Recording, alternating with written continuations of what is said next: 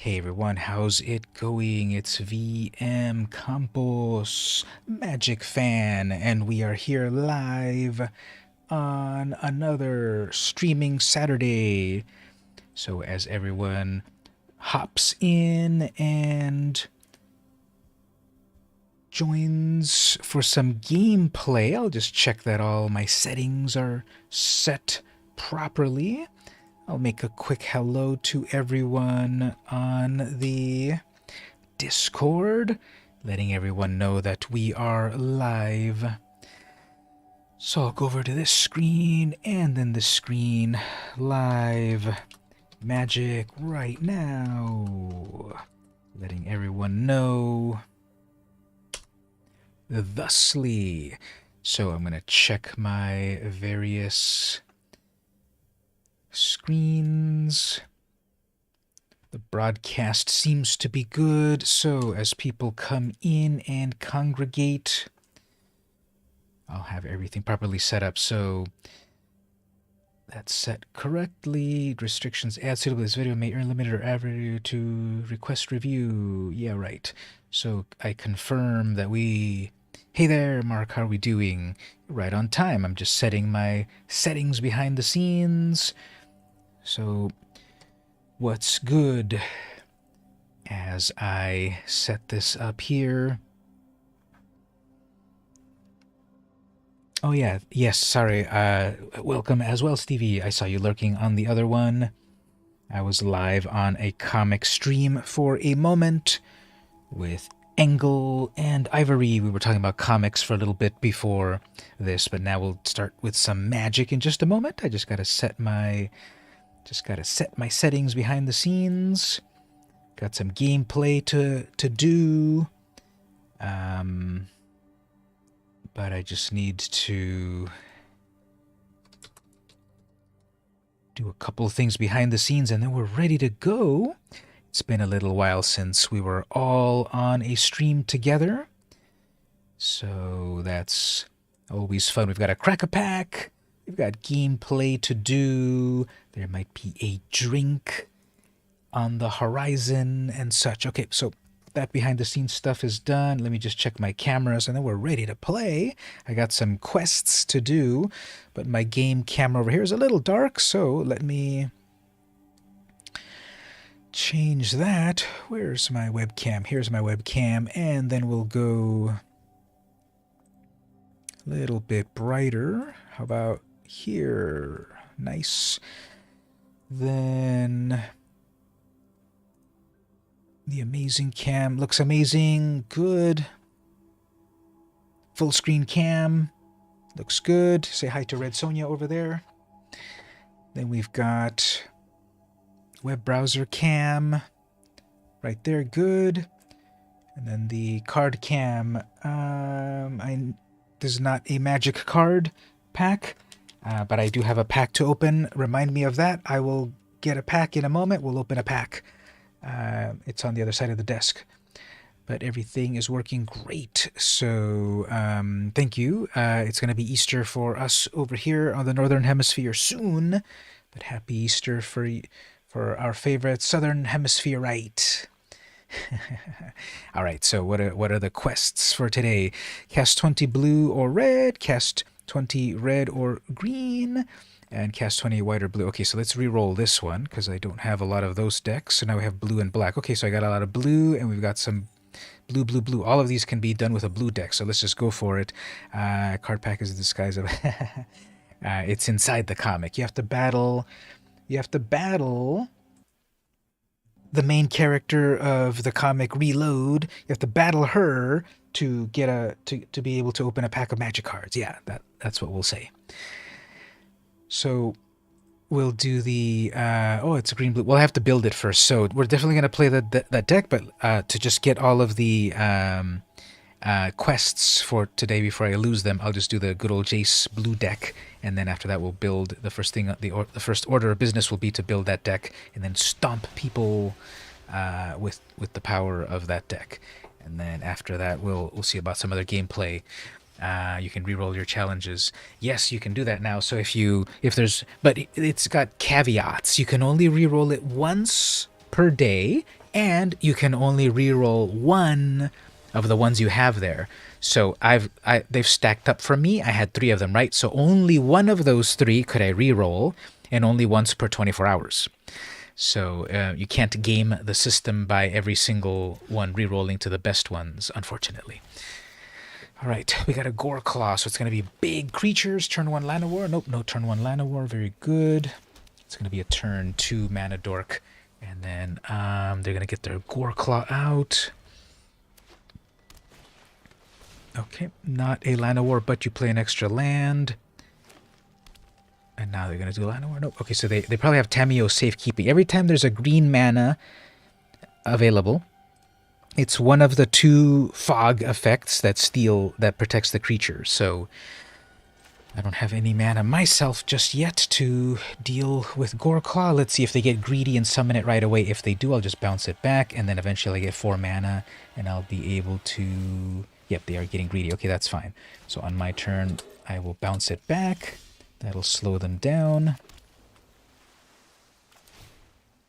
That'll bounce it back to the top of their library, which will deny them of a draw. And then I need some other spell to deal with Goreclaw, because I can't use my Tempted by the Auric. So they're going to summon Goreclaw, then they've got the Tamiyo Safekeeping, so okay. That's not what I want. And, well, let's just go in with a big old blocker. Hopefully do more of those comic streams. Yeah, me and Angle and Ivory are planning on once a month, although the actual date of when that is happening is a little variable, but it's once a month. And so yeah, be on the lookout for that when we do the next one.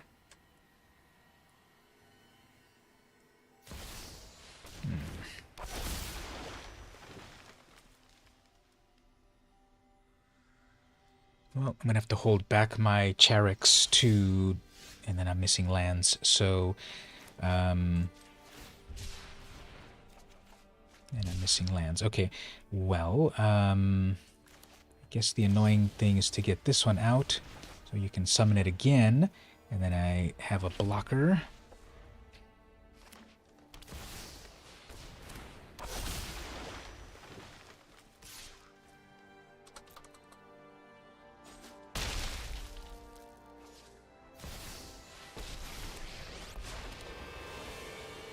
I've got an axe to grind. Wanna help? I like to think big. All right, what do we do here?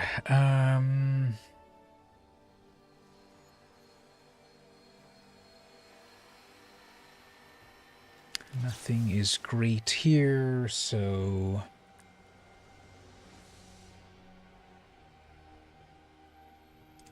I guess Garuk, you can play it again because it'll use up your mana. Yep, it's a 17 defender. And if I have the mana, I can actually start to reverse its power. Civilization sickens me. Alright. So their only card in hand is that one protection spell. So what are we going to do here? I can't steal anything. Everything is big. Guess we'll try to draw cards and not die. If I leave 3 mana open... Okay, we can use that. Okay, so... Yeah. We're dying a lot, but I think we'll be okay, so...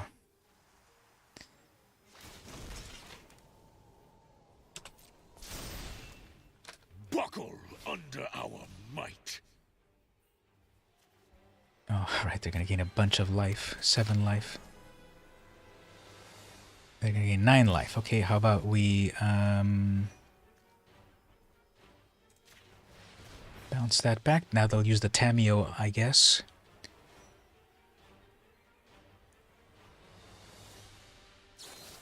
See, there it is. What did I say? Of course, it's always that. Everyone always has that. All right, so...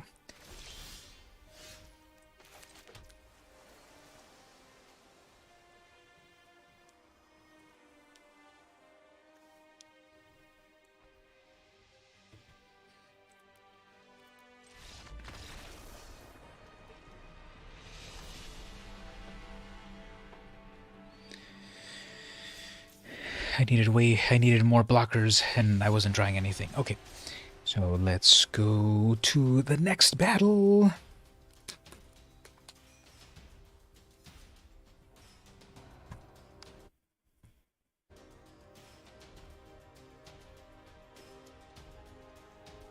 That's a pretty cool art right there. I think that's the new land, the new swamp. I think that's what that art is. It definitely looks swampy. Or it might just be a variation of the creature. So we have Gisela. Is this the one that melds? Flying for strike lifelink at the beginning of your end step. If you own... Yeah, this is the one that converts into a huge scary creature, but they have to have a lot of... you have to have a lot of stuff on the battlefield. Oops, Soul Warden. That's a nice Soul Warden. You can play it again if you want.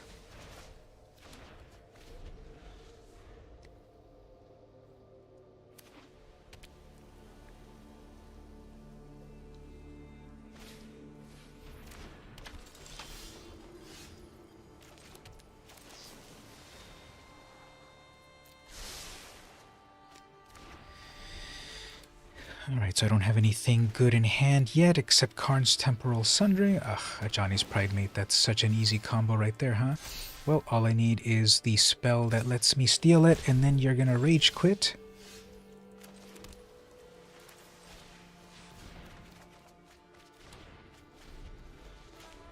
Okay, so we're gonna take 3, 4, 5, at least 5 damage.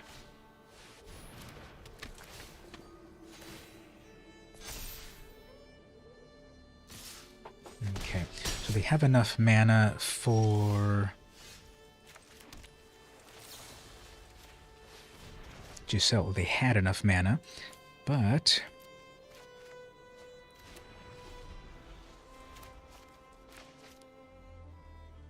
why are you playing? It was one of your challenges. Yes, it was one of the challenges.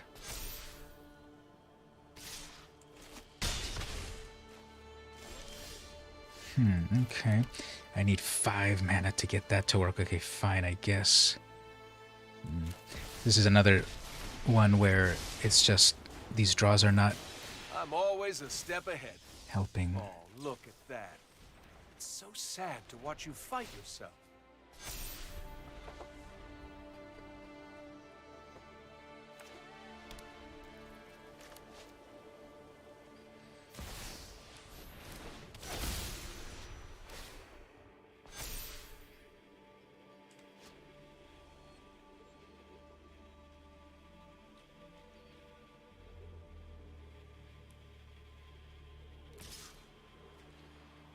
Okay. Pausing for priority, so they must have yet another protection. Okay. Well, let's give this a shot.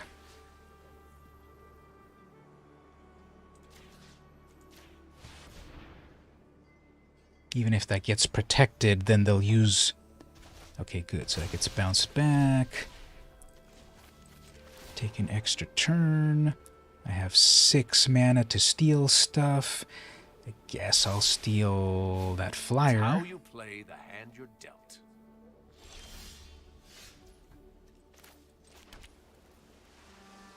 Six, 7, 8. If I can hold off one more turn, though, I can steal 2 things. That's nice and greedy. Yeah, let's try that. I should be able to live. I don't think I will get 13 damage. Give them a target with my Planeswalker. Let's try this. Okay, so next turn I'll be able to steal 2 of their creatures. If they don't have some protection.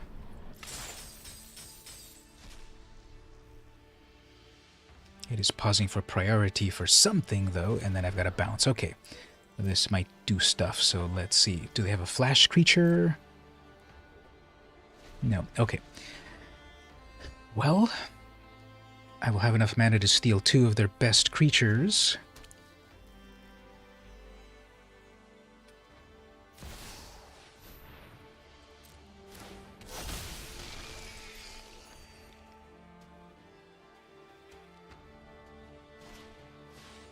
Ooh, they have both of them, eh?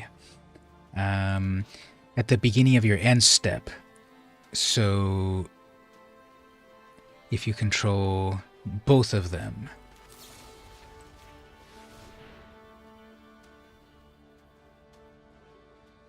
I guess it wasn't so bad if I let them keep both, because then I could have stolen it. Yeah, that was a misplay. I don't know what I'm doing. This isn't over until we figure out a solution. 7, 8, 9. 2, 4, 5, 6, 7, 8. 2, 4, 5, 6, 7, 8.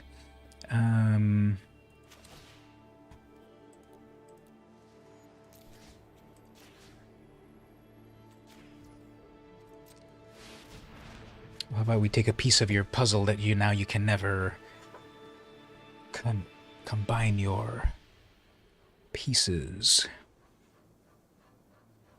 Yeah, I should have let them transform, and then I could have stolen that amazing Eldrazi. What was I thinking?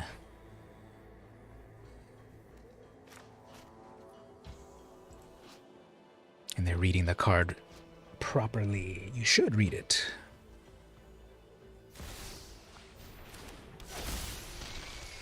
They should have played the Ajani's Pridemate and then... Well, I guess they want a Sigarda. Okay. Well, that's an enchantment or something. Something about life totals, I guess. Fine. That has first strike. So it's sister versus sister.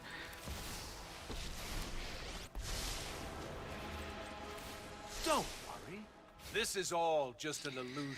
Note your life total. At the beginning of your upkeep, draw a card if your life total is greater than or equal to the last noted life total. Then note your life total. Then whenever you cast a white spell, you gain 1 life. At the beginning, draw a card if your life total. Okay, so it's just drawing cards as long as you've got a lot of life, I guess.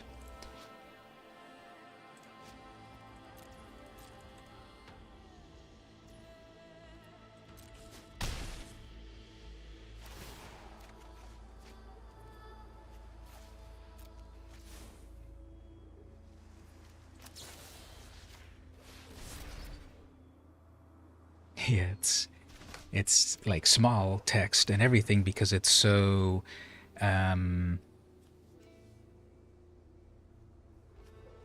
complicated.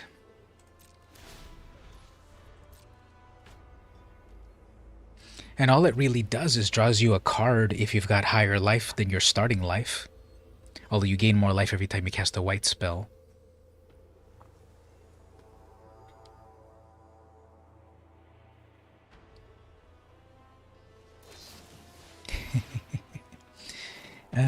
Destroy a creature with toughness 4 or greater. Fine, you're gonna destroy your own sister.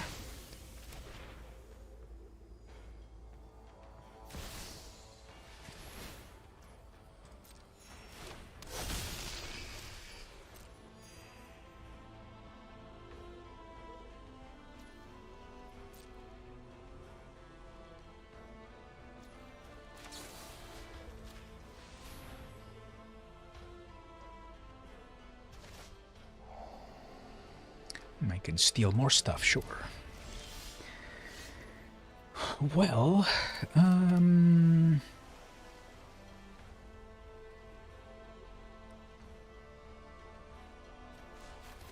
let's draw some cards. Decisions, decisions, decisions.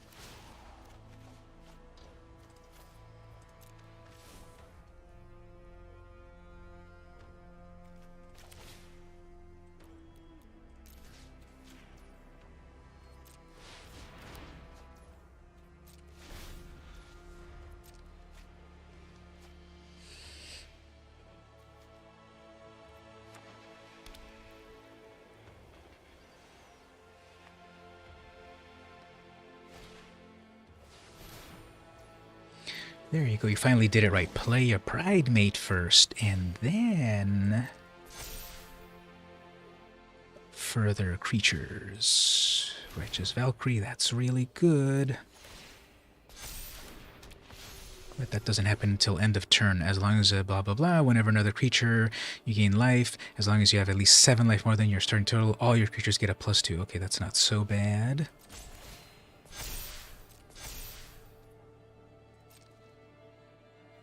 2 mana left.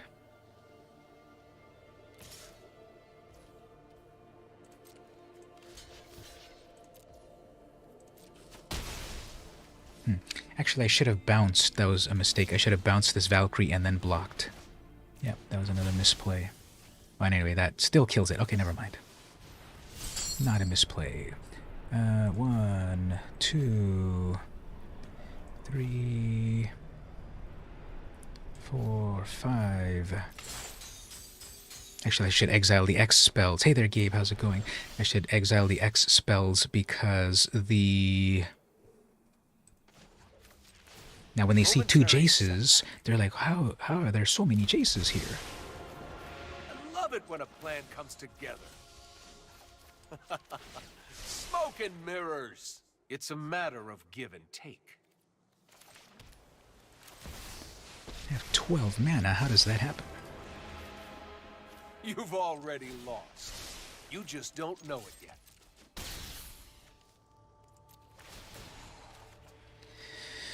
Yeah, I should keep that Oriq. Alright, so my takeover is complete.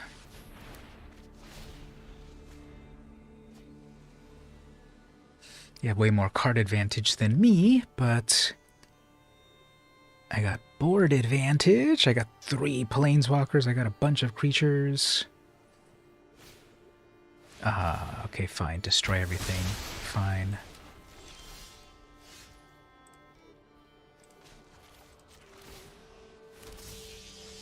Just because it isn't real doesn't mean it won't kill you. Yeah, priority for 2. This will come in handy. Let's try this.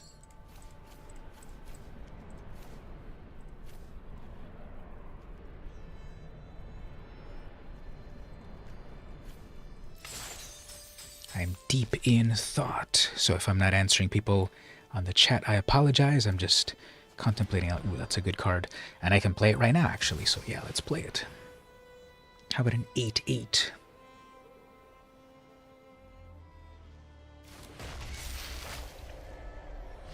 Clawing our way back eventually. Yeah, playing a 7 mana thing isn't a big deal when I've got 12 mana. They did do 1 board wipe, so they'll probably have another. Ooh, that's a good one. And they're going to steal my... oh, okay, there's still a Planeswalker. That's a good choice, because instead of stealing my Saga, although they have 4 mana, so they probably have... Oh, no, they used up all their mana, and then they're going to replay that. Fine. That's a good move. They're just going to replay that over and over. That's a really good move. I need to get rid of that apparition. Sorry, that has untargetability. Replay that. They'll probably take the other Planeswalker. It's going to be freaking annoying. Taking my land. Okay, that's not bad at all.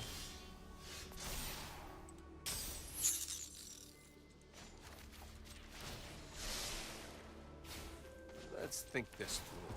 Did that just We're just going to happen? set up a bunch of card draws. I had no idea I could do that either.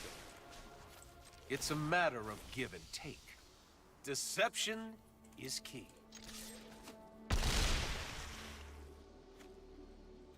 Come on, double card draw. Let me steal that apparition. Ugh.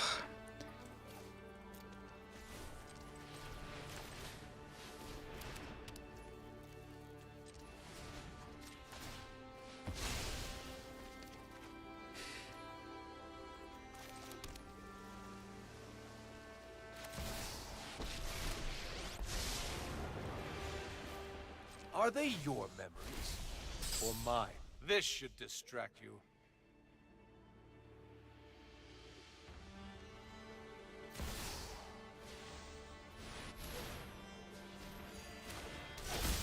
During your each turn, you may play a land from your graveyard or cast a spell that is small. If you do, it gains when this permanent is graveyard, you lose life. Okay, whatever. Fine. 2 mana left. They're gonna apparition again. They can't exile my 8/8. They should exile the Saga, but they're gonna see all those planeswalkers and they're gonna probably go for a planeswalker, although they shouldn't. Let's see if they make a mistake here. They shouldn't grab my planeswalker. They should grab the Saga. I think they're grabbing the Saga. Yeah, they're grabbing the Saga. No, they grab. Oh, that was a mistake. Because I get to take that. Well, I could Slin Voda. Yeah, let's Slin Voda. This will be amazing. Watch this. Watch this. Everyone is going to get so freaked out. Decisions. It's how you play the hand you're dealt. Watch this. This will come in handy. Watch this, everyone. Slin Voda, kicked, return all non-creatures of the sea back to their hands.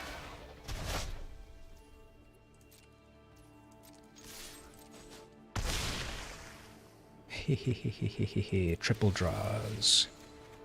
Ooh, how about a time warp? Oops, but I don't have anything. Ah, man, I forgot to hold something in my hand. Oh, well.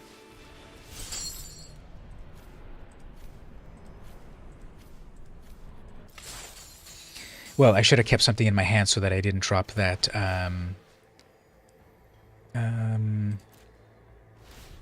that I didn't drop that time warp. But if I get my artifact, I can play it from the graveyard. So they have to rebuild everything. They have all those great creatures in hand, and they have the... they don't have their replay card right there, so they're going to steal one thing. I guess they're going to steal Slin Voda, which is fine. Then I'll attack with an 8/8. Oh, they're going to steal that. Well, okay, fine. No problem. You have 1 mana left, and you pass? Nope, you play the Valkyrie, fine. Alright, that's stuff. How about we make another copies of Jace's over here? I won't have to remember this. More of me. Who doesn't like that? Seeing is believing. This should distract you. And then we'll attack with 2 8/8s, sure.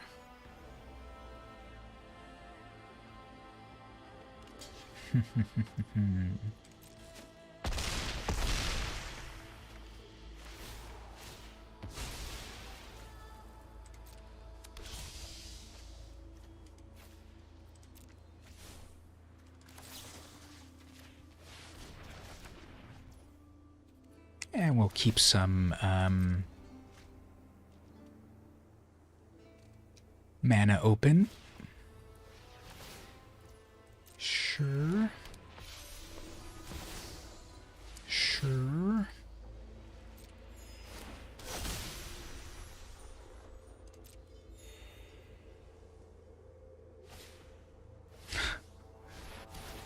That freaking apparition just keeps coming back. Wow.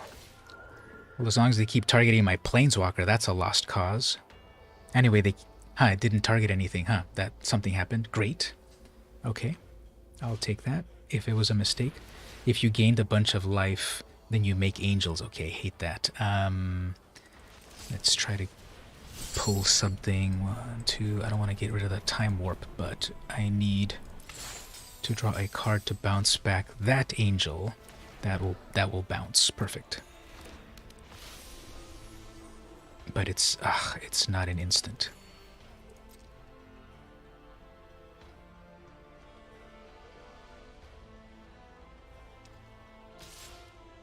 A 4/4 attacking me directly. Now let's block that.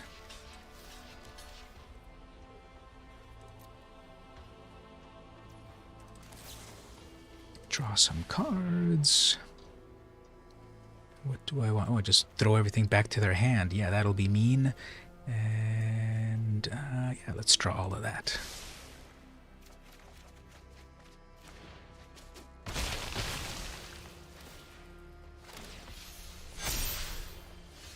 We'll give him the old, who cares?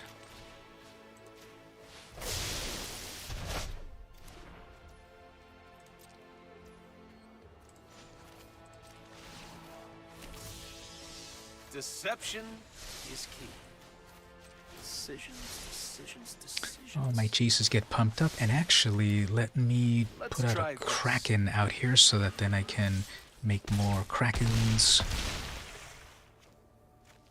or tentacles.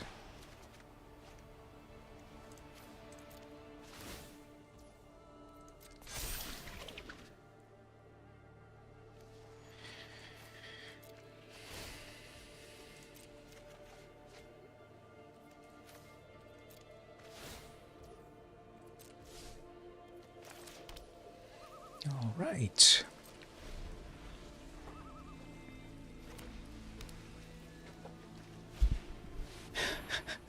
And yet they rebuild. All right.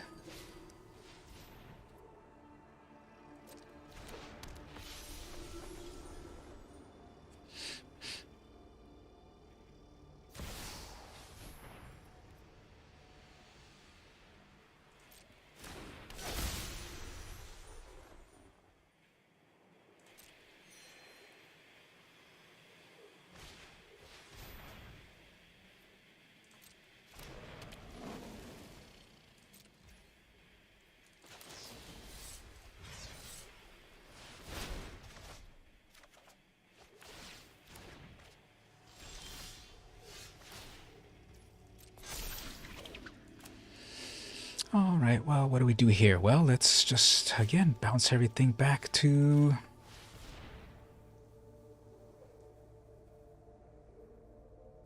back to the hand. It's a matter of give and take. Smoke and mirrors. Yeah, actually, 1, 2, 3, 4... There's always an answer. Scry, and then draw. None of that. You're eating sushi right now, that's funny. You just attack with everything, you deal with that. 16 damage out of those two big old that's game over. Goodbye. It was a valiant... Oh, one life left. Okay, fine. I thought that was death. Oh, and then you gain 2 life from things dying. Okay, fine. And then it finally gets exiled. Okay, so... Guess we don't really need that serpent.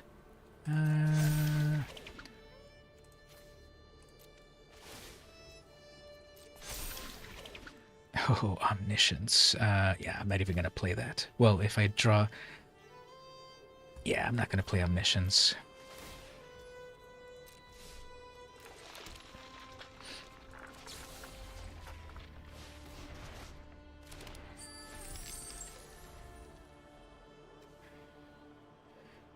Alright, there we go. Is one of your 2 cards a board wipe? Because you really need a board wipe, opponent. You really need a board wipe. Nope. You're going to start to rebuild again. Rebuild again. 4 mana left. You really need blockers. Valkyrie, that's worthless. That makes another Valkyrie. That makes another Valkyrie. Okay, fine. I guess you want to play the hard way. 1, 2, 3, 4. Get those lands out of here. Plus. And plus. And it's a matter of give and take. Actually, I don't have anything in hand actually, so all of that is just gonna go straight to the graveyard. Okay, well, let's put something into our hand. 1, 2, 3, 4, 5. I don't want to do that again where I draw. Okay, so keep that in hand. And then when I attack, then I can drop stuff. Anyway, I don't know. That's 20 attackers, you've got 4 blockers, so... Valiantly trying to survive every final attack. You need to block the rest. Why not block that 7, 8?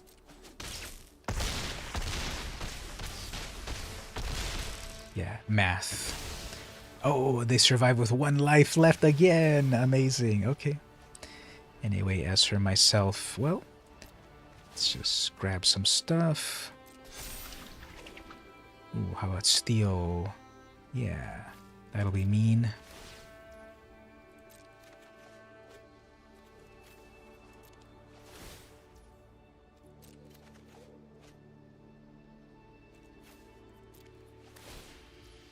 6 plus 7. Yeah, let's use that mana. And then let's take one more thing. Yeah, it's a really good arsenal. Either it's my stuff or they're my stuff. Well, obviously, if they wipe the board, then okay, great. And then I can just keep rebuilding.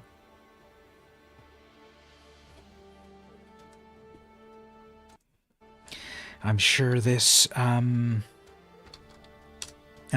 game has accumulated all of my blue magic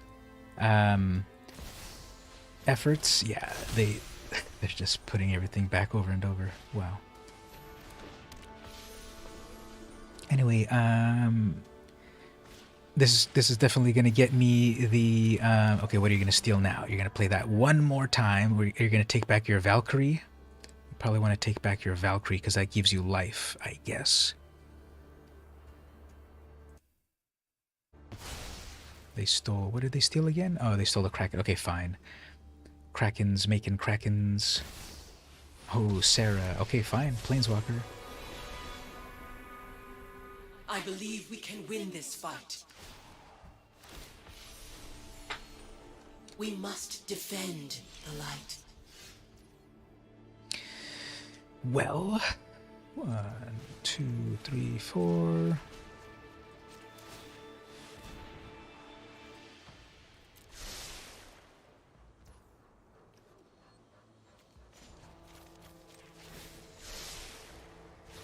There is always an answer.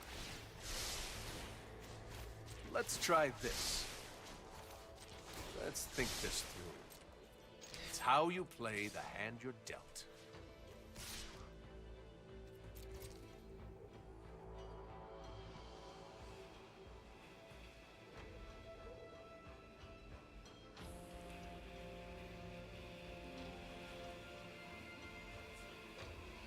You can double block that flyer. That would be a good tactic.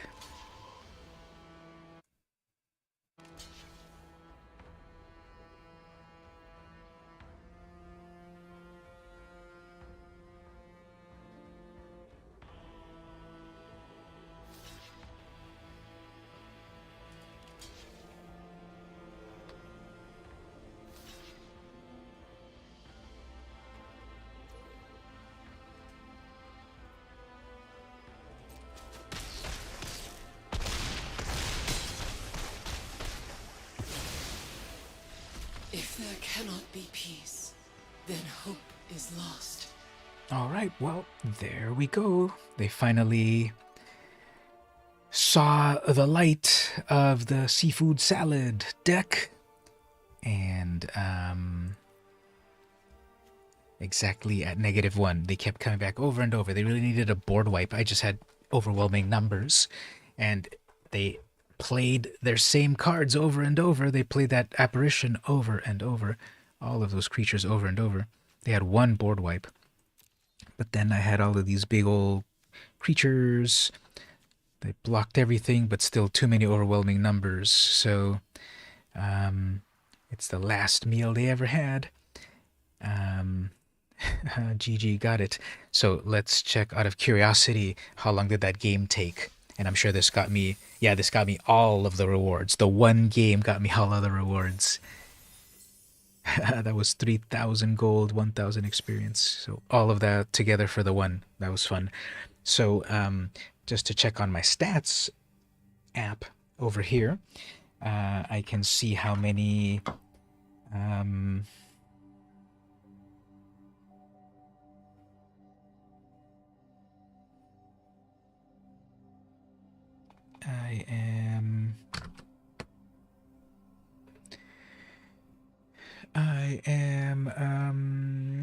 let's check over here on the web browser. How long did that game last? Where does it show here? I just played this deck.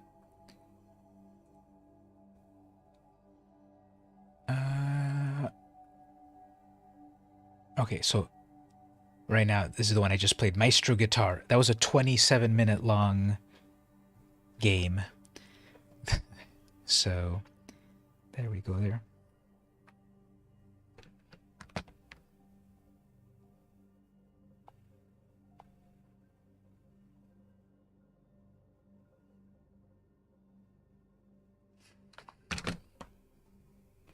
And yes, no worries.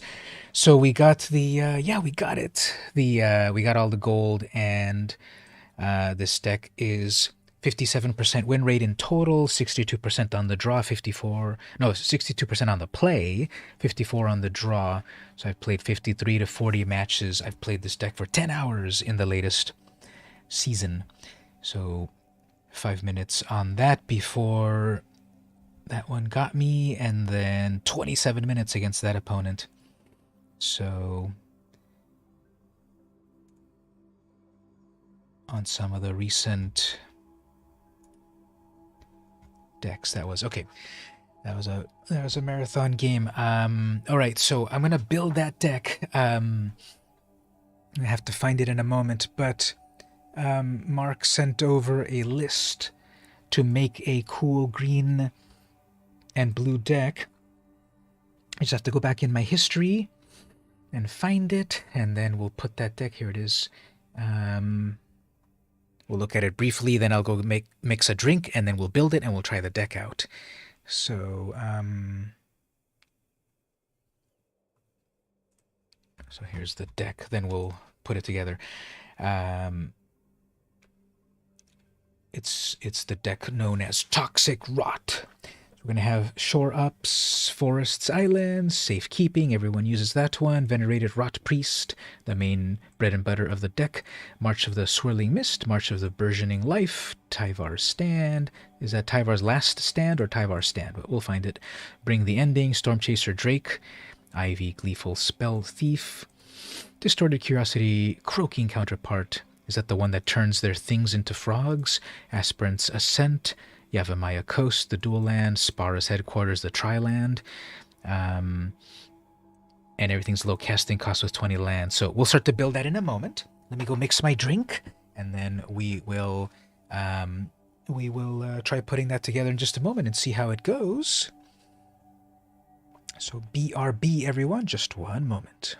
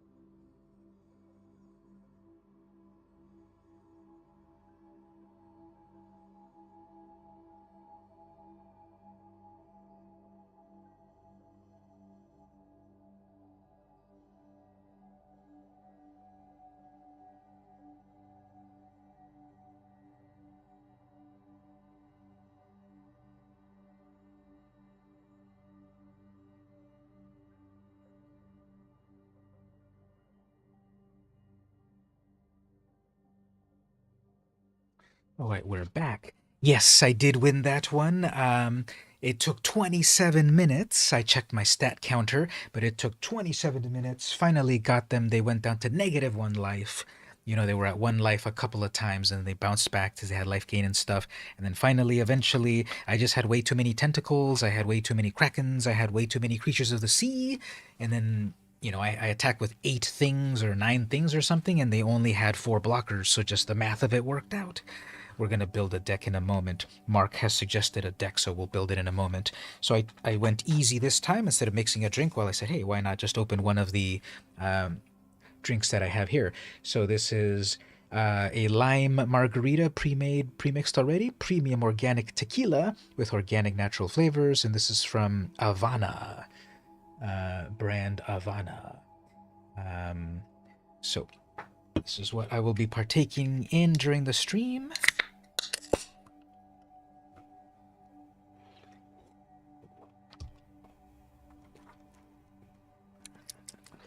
Pretty nice. It does have a good margarita flavor.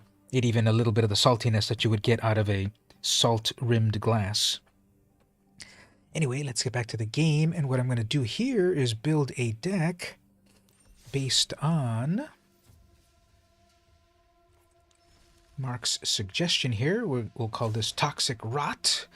So this format, technically what's the format? It can be any format, but I guess it's standard? Most of these cards seem like they're standard. Is it a standard deck, Mark, or modern, or historic, aka modern on Arena?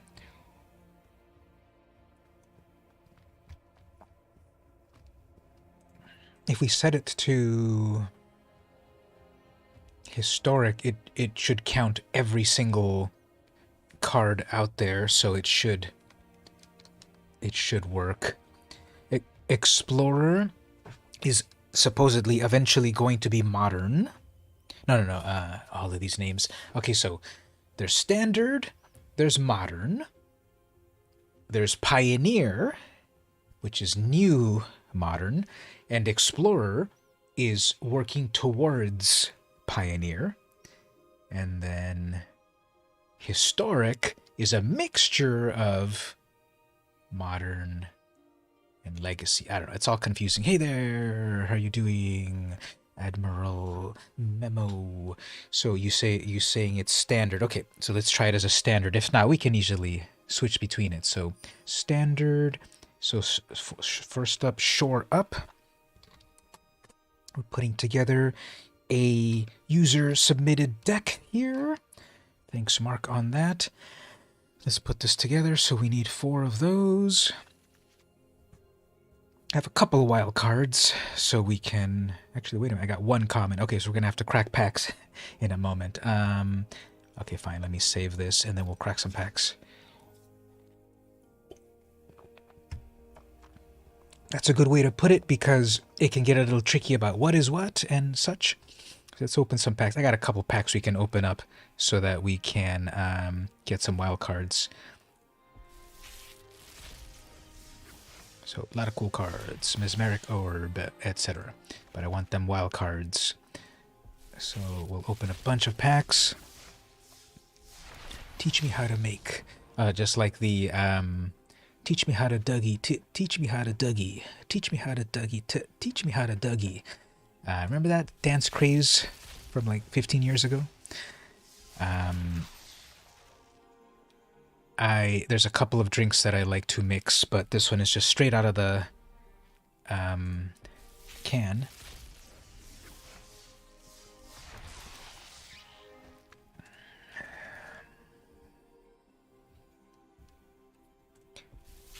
So I won't open all the packs just yet, but I'll open plenty so that we have a bunch of wild cards. And those are just packs I've accumulated through all of the... Oh, there's there we go. We got a Tyvar also.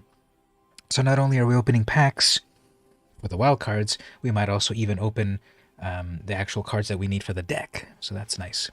So all of these, I got 62 packs of Dominaria United. Wow. So let's just open a bunch of these to get them down to single digits. Might as well, just because I'll replenish my wild cards, and I will have some more for later for some reason. Yep, it's a little bit of packs and a little bit of gold up there and such. It accumulates. I don't know how it happens. I just play. Yeah, I wish they were real packs.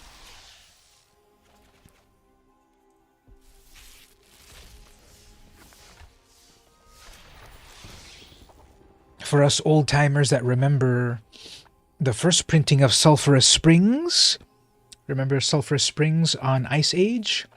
With the, well, I'm gonna craft a deck submitted by Mark. We're gonna play it a little bit, see how well we can do with it. After we play that for a little while, we might play a draft. We might do the Innistrad draft. But anyway, here, Sulphurous Springs, that's the modern art version of the classic Ice Age art with the little goblin chilling in the hot spring, and then now it's dead. So that's funny. Let's do a little side detour right here. to show what we're talking about for the youngsters. Sulphurous Springs. Yeah. So, oops, FU. So on the original Sulphurous Springs, we had this cool little goblin, painted by the great, or painted by the great Phil Folio, husband and wife team, that did magic 30 years ago. And so it's a little goblin hanging out, no big deal. And then the latest version just printed. Well, it was hotter than you think, and now it's just the bones.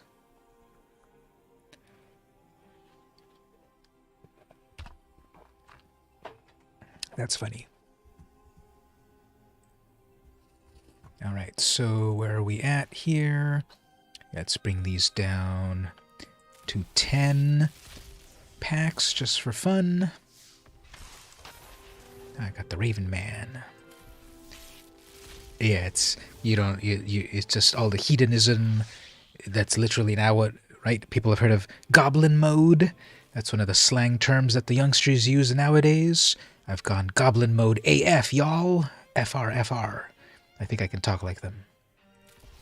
So let's get all of these to 10 just for the... That's some really nice art. Very realistic. Let's get them down to 10 just for the OCD of it all. I have a pack of that old vintage set, Throne of Eldraine. Remember that set in the old days? Alright, so we got 10 of everything. Never mind those that are less than 10. We won't let our OCD get that bad. Oh, I got a gold pack too. What is the gold pack again? It's guaranteed full of rares or mythics or something, I don't know. He didn't understand my fly lingo. Okay, so I got 34 commons, 144 uncommons, 20 rares, 21 mythics. That should be enough to build this deck. So let's get back.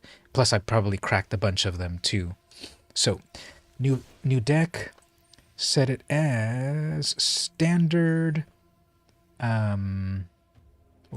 It's, I guess, because I started to create it and it saved it. So we were calling this one Toxic Rot. Toxic Rot, and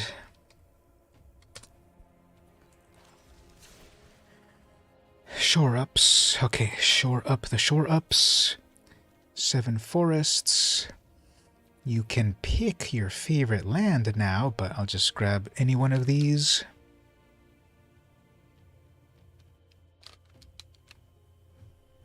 Oh yeah, the glad you like it. It's got a lot of synergies. Sorry I had to duck out so fast on the last game. I don't know how it went. Catch me up on it.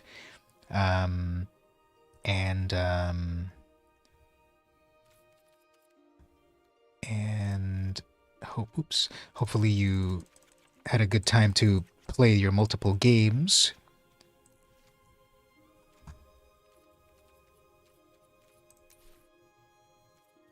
Alright, so it's safekeeping. 3 of those. Rot Priest. Necrogen. No, Venerated. Oops, let me turn on my uncollected. There's 2 Rot Priests. We have a Venerated Rot Priest and a Necrogen Rot Priest. I bet it's the same one. Those are rares. How many of those? 4 of them. That's the main part of the deck. Whenever a creature you control becomes a target of a spell, target opponent gets poisoned. Okay, so you've got all these cool creatures, and then if they ever get targeted, they get poisoned. So that definitely seems like you said, the bread and butter of it. So put that together there.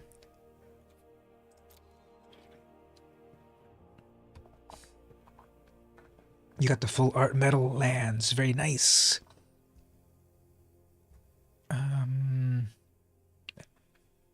They look nice on Arena and also in real life too, right? Swirling. March of Swirling Mist. 3 of those.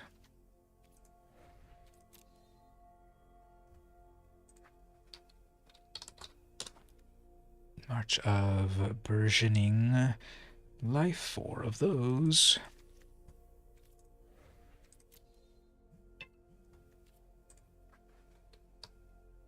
Tyvar's Stand. And then I'll read what the cards do in a moment.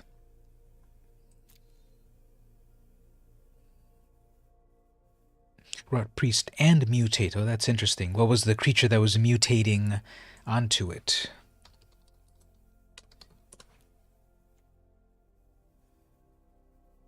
So I got a counter spell. Storm Chaser. That's the one from Kaldheim? No. From one of the scary ones. 3 of those.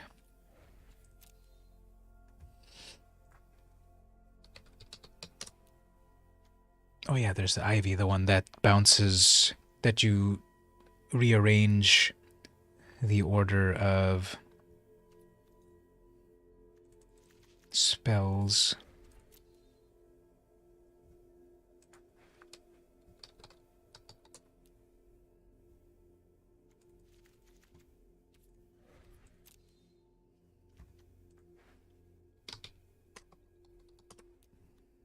Yeah, the croaking counterpart.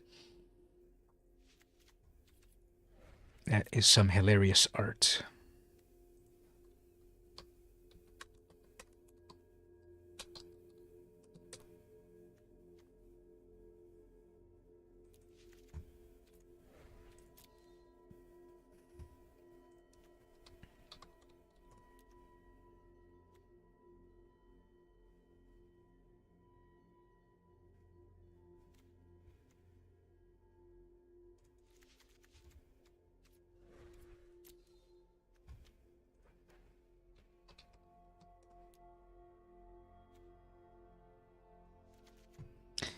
All right, so here we go. 60 cards. Let's look at any other thoughts on it, Mark, as I look at the deck myself. Other thoughts on how the deck will work. I also... Let's change some things about it. So let's change the sleeves.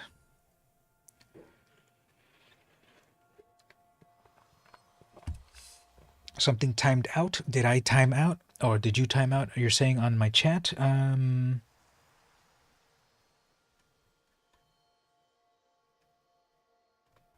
don't... Let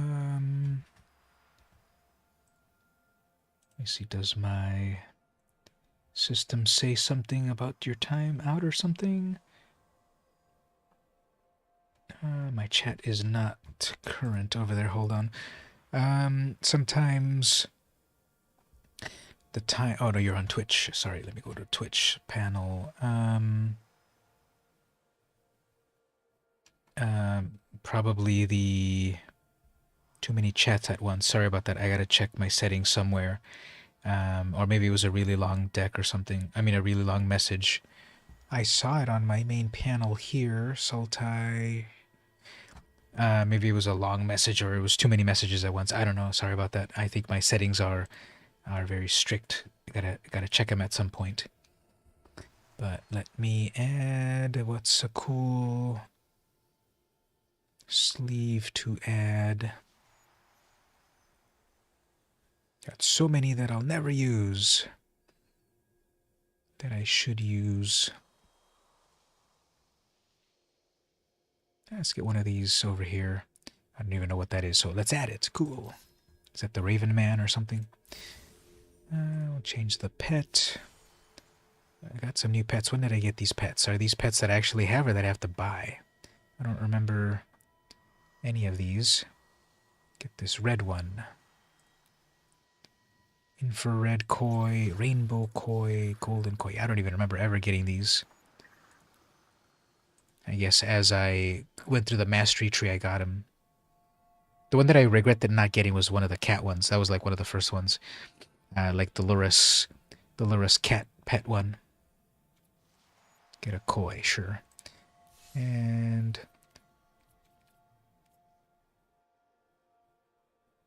maybe we'll go People with... think it's easy to be a witch. But there is so much reading. Alright, so we've got our deck there. So, it's supposed to go toxic, like lots of poison.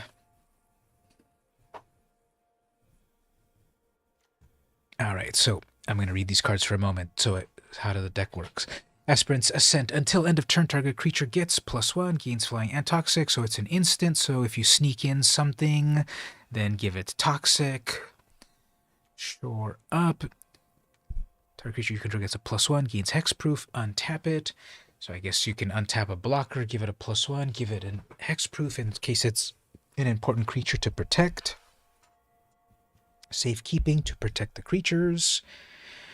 This is the one where if they target my stuff, they get a poison. March X. As an additional cost, you may exile any number of blue cards from your hand. This spell costs 2 less for it to cast for each card exiled. So if I exile one card, it costs -2. Up to X target creatures phase out. What's the point of that? Up to X target creatures phase out. I guess I can phase their stuff out? Is that the big idea? That I'm going to phase their stuff out for a final alpha strike of poison? Or I can make mine's phase out just in case I need to protect them, maybe? I guess that's the idea, right? Phase their stuff out so that you go in with a final strike of poison. Then the March. Oh yeah, the Wiley Beckert art. I love that artist. I think they're relatively new to Magic, and the ones I've seen of hers look very cool. So I may exile green cards to -exit. Choose target creature with mana value less than X. Search your library for a creature card of the same name. Okay, so I can go get the Rot Priests out very quickly then. Alright. Choose target creature with X. Search your library for a creature card with the same name. Put it into your battlefield tapped. It's an instant. Okay, so I can go instantly pay 2 mana. Or 1 green mana. If I exile a green, I can go instantly tutor for the Rot Priest and put it out right away. Yeah, 2 mana to go get the Rot Priest at instant speed. Right? I think that's how I'm reading that. Choose the Rot Priest, go get it from the library, one of them, and then put it directly to the battlefield. Cool. Tyvar's Last Stand. X, target creature gains +X and hexproof and indie. So poison. Will the +X also plus the toxic value? So if I +7, then they get 7 poisons. Do some of them have like work like that?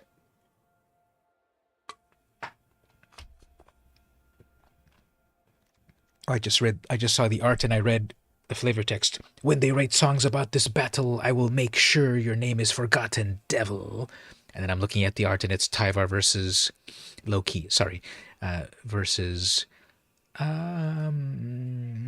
what's that guy's name?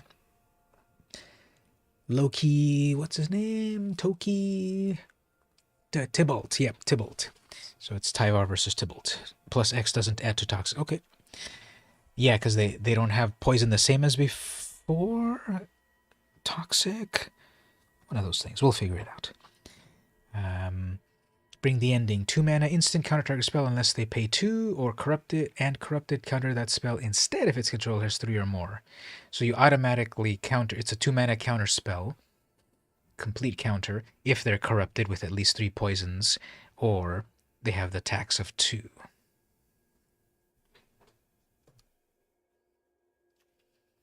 Storm Chaser 2/1 flyer. When this becomes a target, draw. So a good 2 flyer there. We've got the Ivy. So this is the one. I see people play this all the time on Brawl, but now I have to read it myself. Whenever any player casts a spell that targets only a single creature other than Ivy, you may copy that spell. The copy targets Ivy. So... if I +X, my Drake, if I plus X my Drake, it is a creature besides Ivy. So I can copy that plus X also to Ivy, as I'm understanding that. Yeah, X spells can be 0. So it'll, even with 0, it'll give it hexproof and indestructible.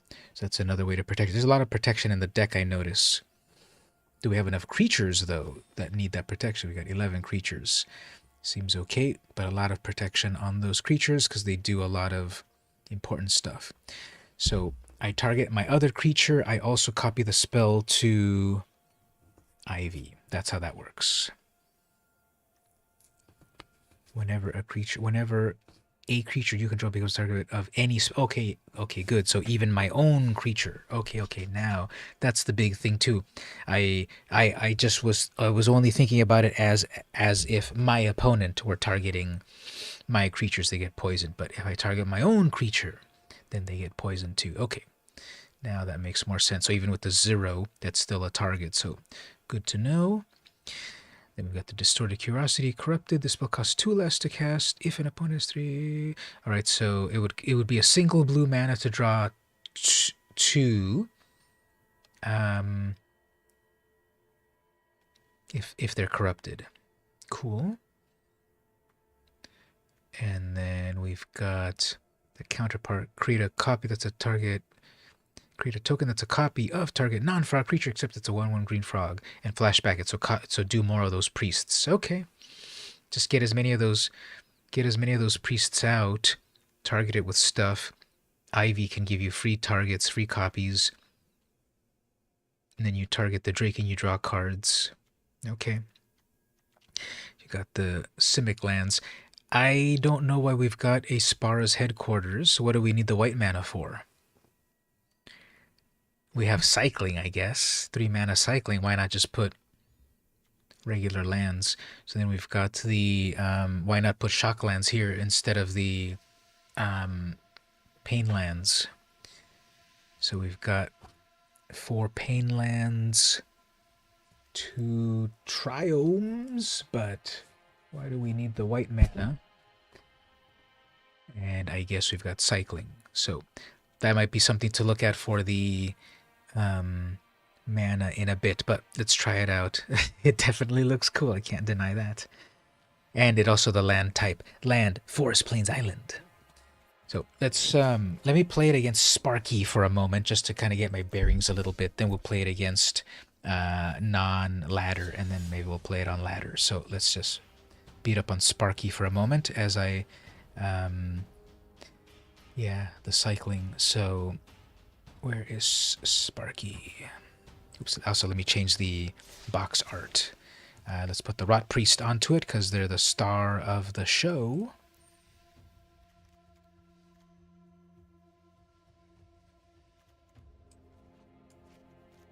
Although the art is so small you can't tell what you're looking at. My common complete of modern magic art. It's amazing, but it's so small you can't tell what you're looking at.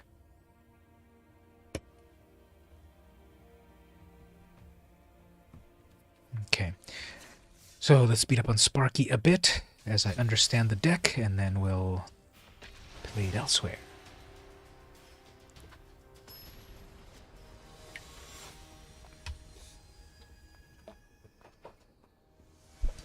I'll read that march again in a moment.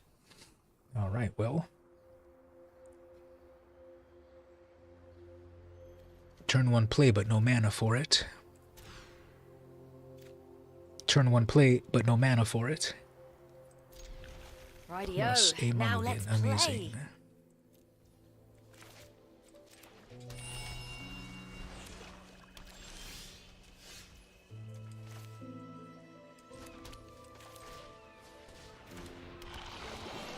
I can do safekeeping already now.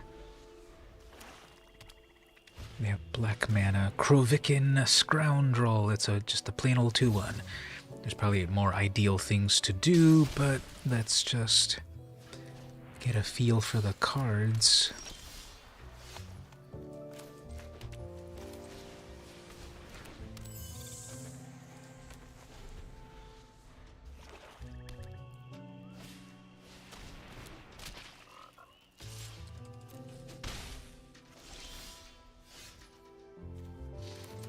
Yeah, I see what you mean about the cycling, because right now it's running out of gas a bit.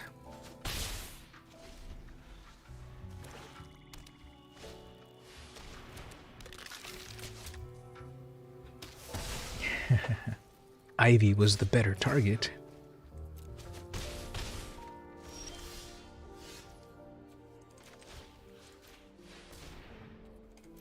Yeah, if I make a copy of Ivy, that won't work because they're legendary, right?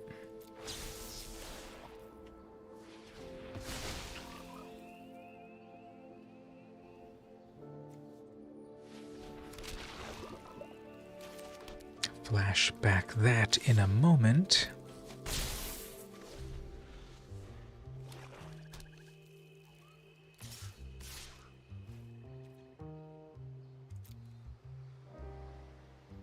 They have 5 men. Ah, they're murdering that. Okay, so now, so here we got targets going on. So both of the Rot Priests now are kicking in because they're hitting Ivy.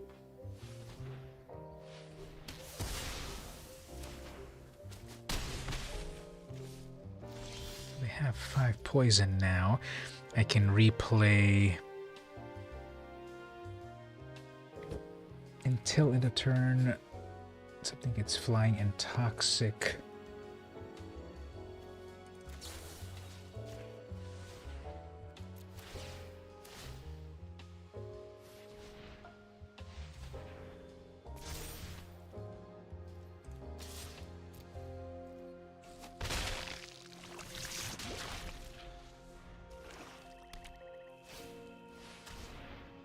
Skaith Zombies, classic. 3, 4, 5, 6, 7. And then one more poison, so one more poison.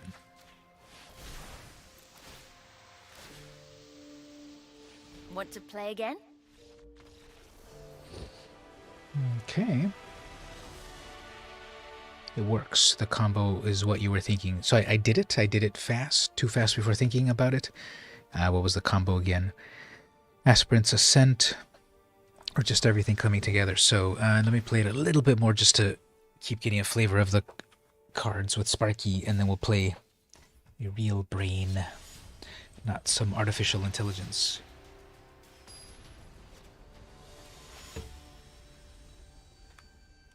Now we could put the instead of the 3 mana cycling of the Triome, we could put Lonely Sandbar, right? Those tap cycling lands. See, we're getting that again. We have a turn 1 Rot Priest, but then we don't have a way to play it right away.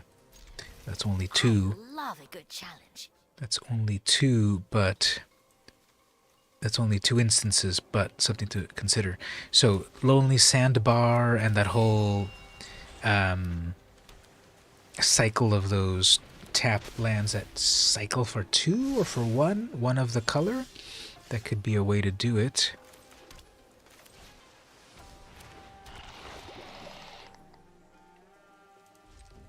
Now, we can turbo it by Shore Up. They have a on the ground a blocker.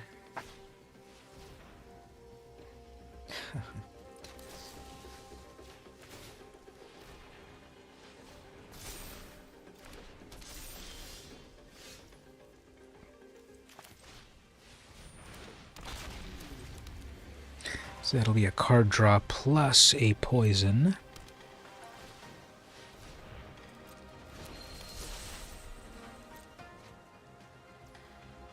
Yeah, we can do that before the ladder. Sounds good.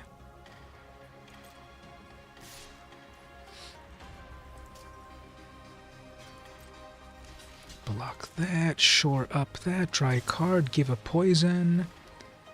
Have my Drake survive.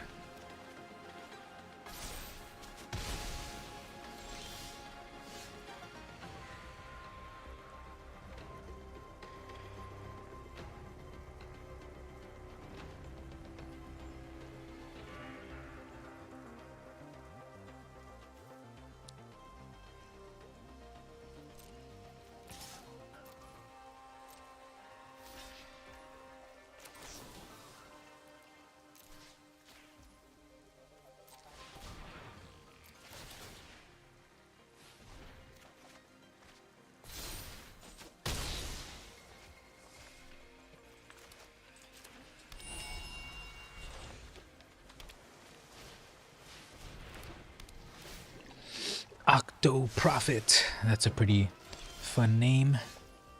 Alright, so we got Ivy here. Might as well do this, or either of these for 6. Up to X hard creatures phase out. 0 could be X. Can you select 0 for that march as well? I don't think I want to phase out. Okay, I want to do the Tyvar stand for 0, and then target Rot Priest, Poison, and then I'll try the phase out. But it's 0, but I can target it, but it's 0, but it won't do it, but it will do it. We'll see. So we'll pay 0 on that and confirm it and then target.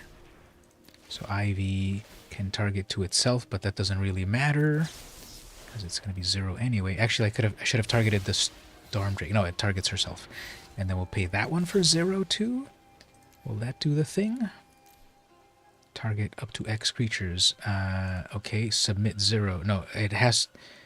Okay, so the 0 won't work there because it's not going to let me target 0. That would be a target 1. That makes sense. So you can't march of the swirling to 0 because it then needs a target. See, it's not letting me select a target. Yeah, that one doesn't work. Oops, I should have canceled it, so that was a waste. Oops, okay. So now we know the blue march doesn't do that exactly. Oh, man. All right, so then that's getting targeted. But they got a poison. They're at 6 poisons. Single blue mana. Got another Ivy, I guess. Play her and keep her instead.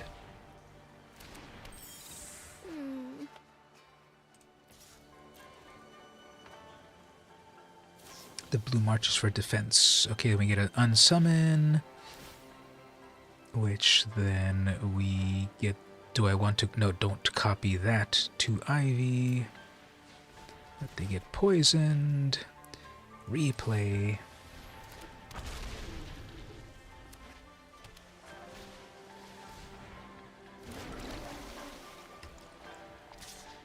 I haven't seen that Waterkin Shaman in so long. We have one more unsummon, probably, because they were pausing for 1. Okay, then we got a land. Okay, so 2 in the air. They'll probably unsummon, but then Rot Priest will kick in. Yep.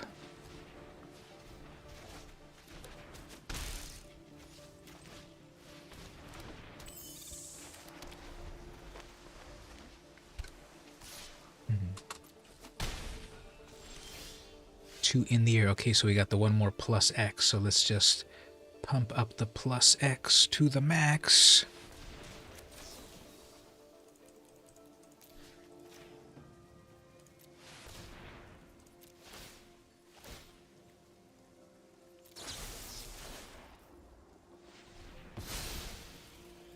Want to play again? Yep, so then that copy gave them 2 poisons. Because Ivy is out. All right, so I think I'm getting it. Should we change the lands like I was saying, instead of the cycle of 3, maybe a cycle of 1? What were the names of those? I know Lonely Sandbar was the blue one. What was the green one? Was there a green one?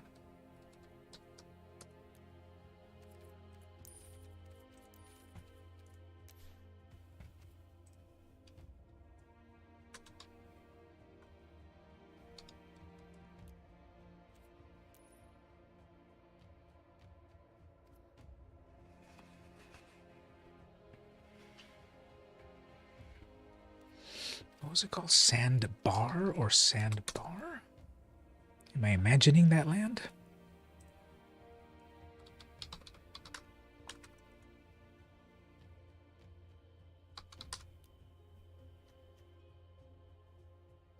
Oh, well, no, we're in standard. That's why we don't see it here.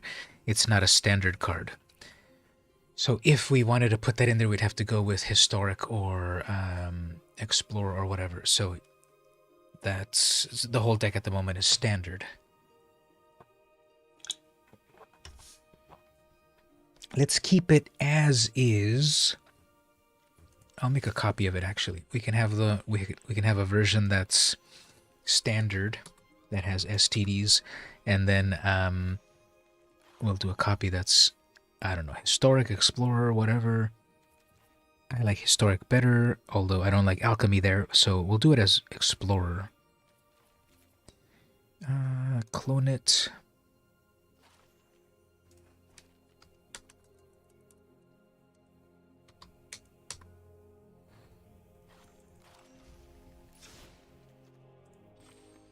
So we'll set that as explorer.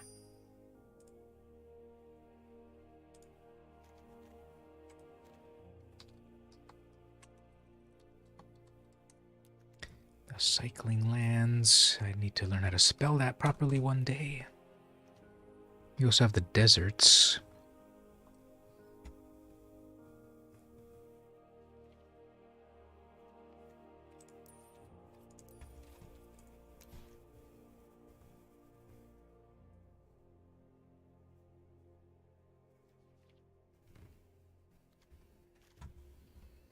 No, I guess it's not an explorer either.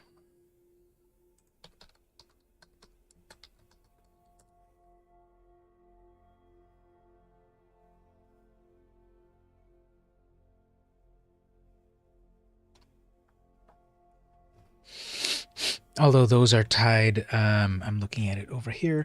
So the Lonely Sandbar, that's tied into a single blue mana. So yeah, you'll have enough mana, and it'll be a single blue to cycle it out. So what was the whole cycle of those cycling lands?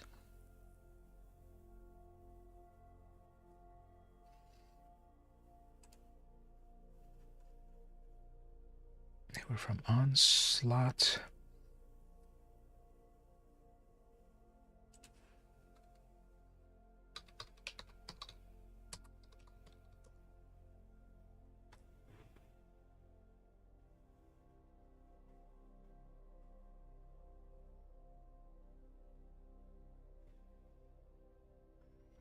Tranquil Thicket. So Tranquil Thicket and Lonely Sandbar are the Simic cycling lands for a single blue.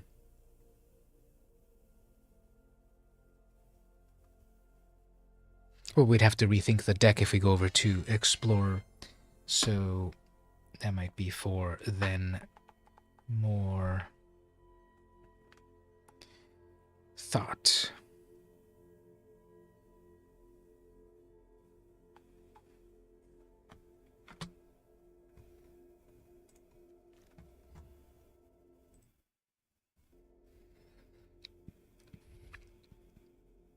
Yeah, I'll just put in the deserts for the moment.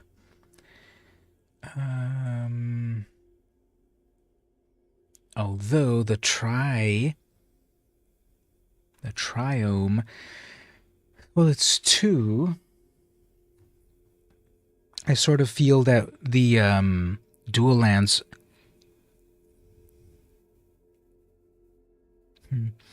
Now we'll keep them. Okay, so I'll just put one of each. We'll figure it out later. So one of each. Okay, so Memo, do you want to challenge me?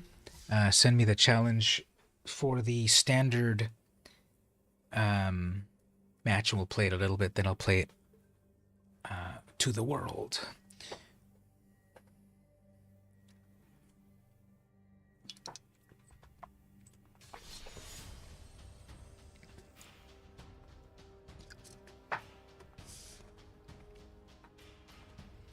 Those lands that can be tapped.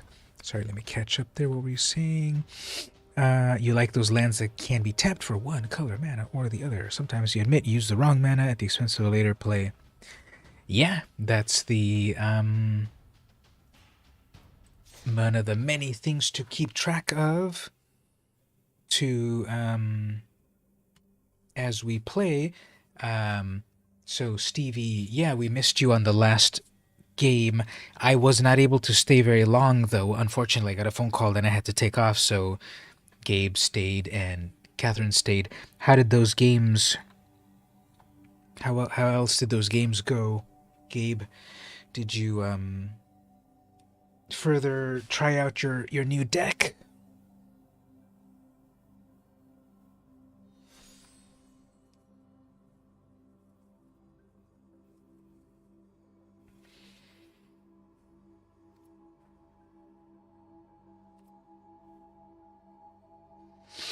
Oh, I just saw something here. I didn't know this, that there was a new version. Well, there was another version of City of Brass, although it comes into play tapped, and then you tap it to add any color, deals damage. So, an alternative there. An alternative to City of... Oops, there we go. Sorry, there's the challenge. It should make a much louder sound. So, accept.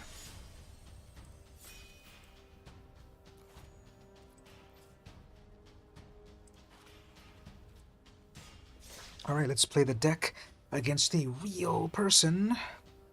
Not just the computer that'll go easy on us.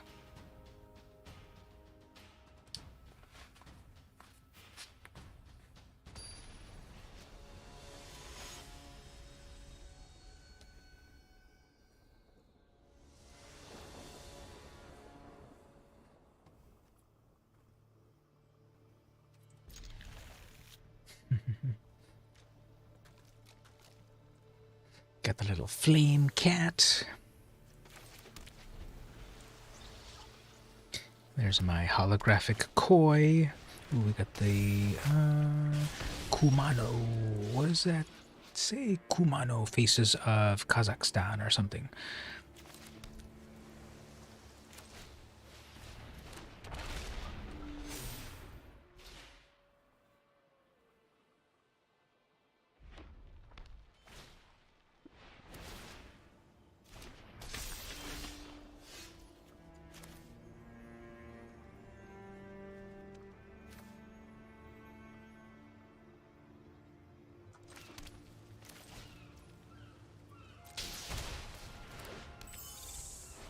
Pretty dramatic sound for the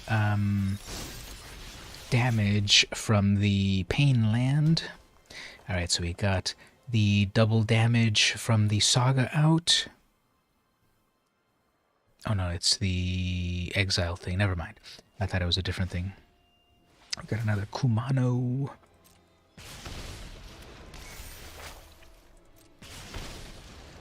Kessig Flame Breaker doing its thing. Get that targeting. But how about that target?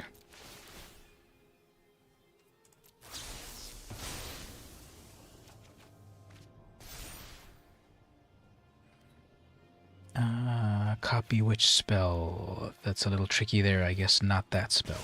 Not the opponent's spell. Well, this is an aggro deck, so we gotta deal with the aggro challenges.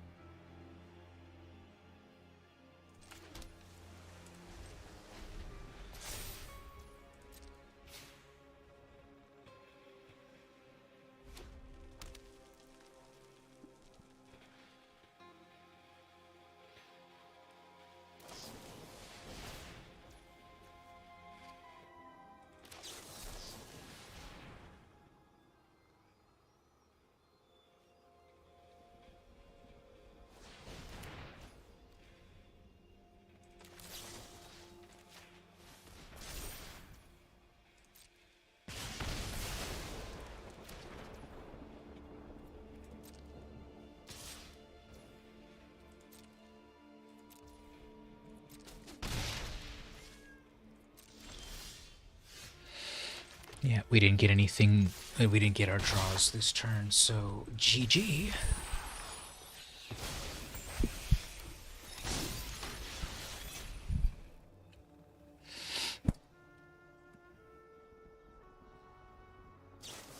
We didn't get enough of the items in our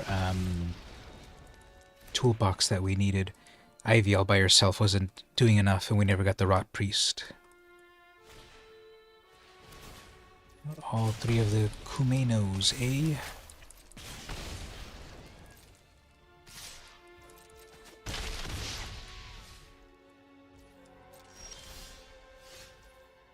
Yeah, so nothing good.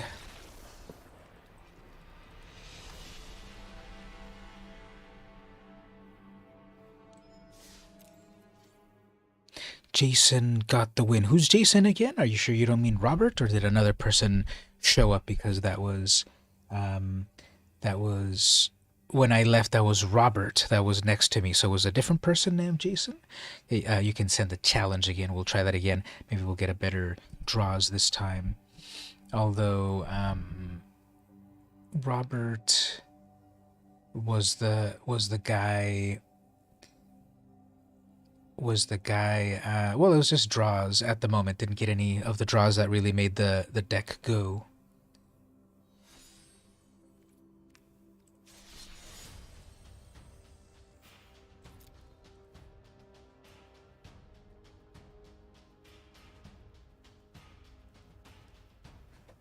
That's what I was noting in the Discord, that, well, Catherine was saying at first, like, oh, well, I'm just trying to play fun, weak decks and such, and I was concurring with her that, yeah, I'm there also to play a little bit of basic, simple, fun decks, but I know a lot of, or some of the people that go to play are doing very tuned decks. So I think the people that want to play the very tuned decks can form their own pod.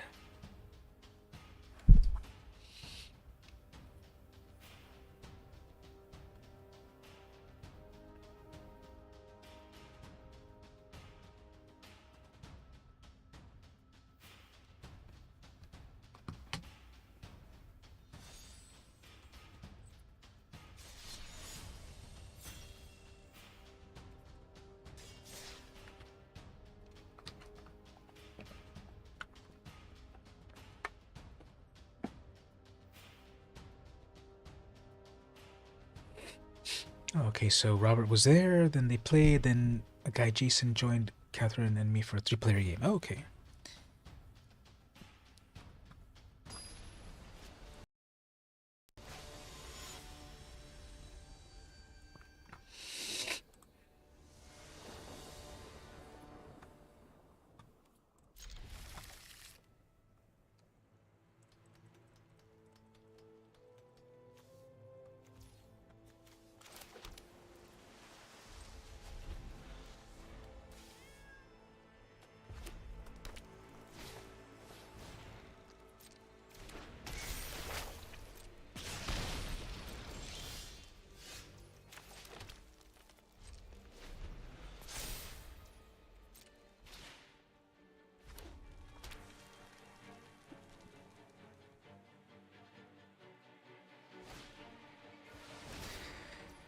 Well, we got the Kessig guy again. And then missed the land drop. Okay, well, we're dead. Because we're just going to get a lot of burn here, so... Missing that land drop was not great.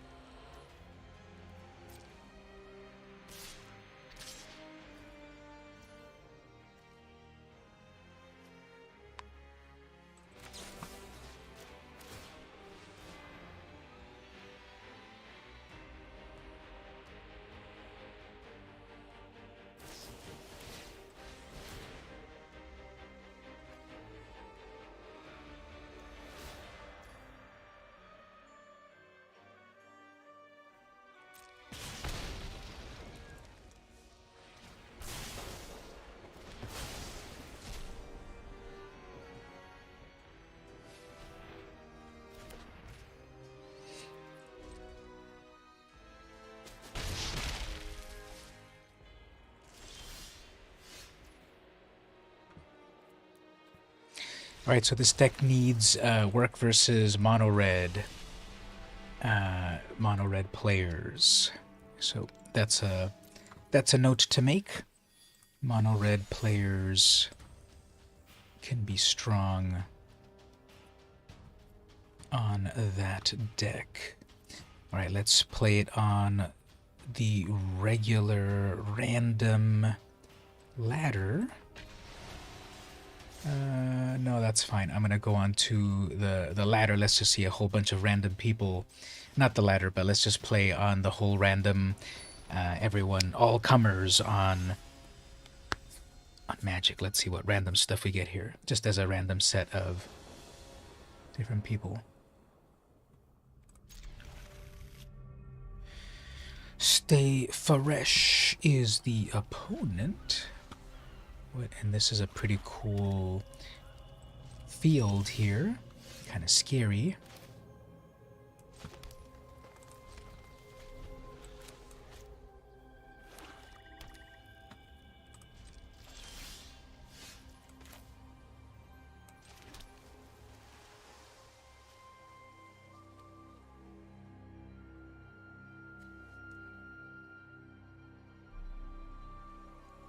Choose target creature with a... Why doesn't it let me play? Choose target creature with a mana value less than X. Search. Oh, it has to be on the battlefield first. Okay. So in order for that one to work, I have to first choose a creature that's on the battlefield.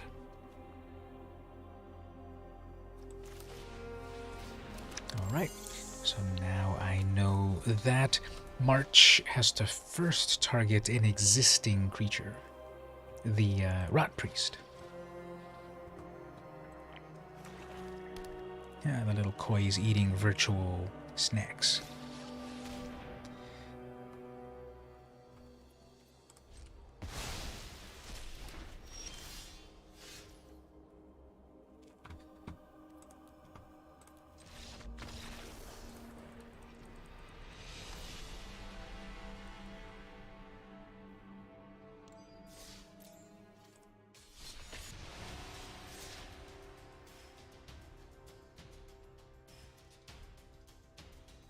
So we had the Blue Sun's Zenith, and now we've got the Blue Sun's Twilight.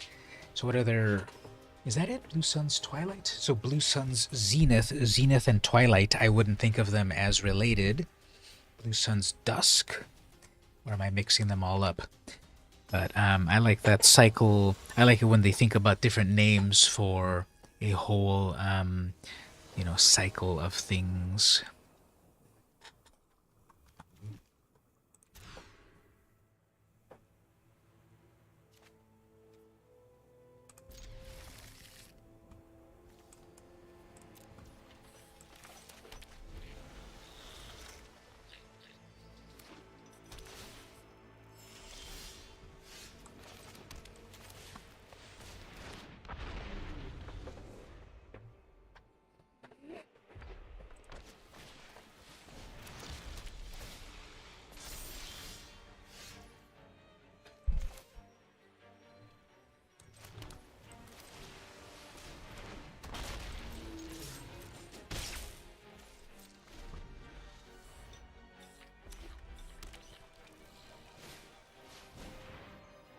Patchwork Automaton.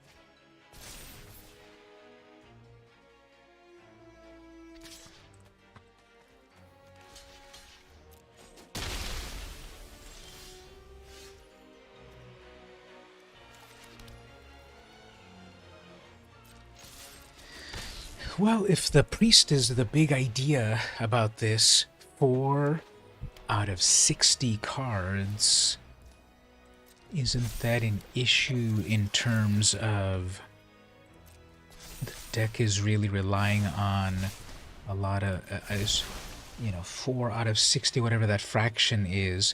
See, that's not out, and it's,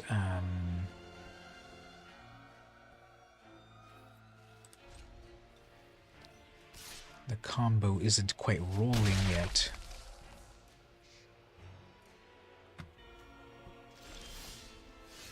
Let's see, we still haven't drawn one of those. Right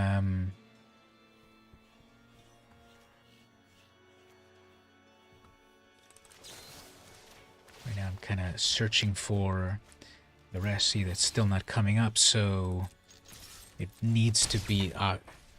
if you aggressively mulligan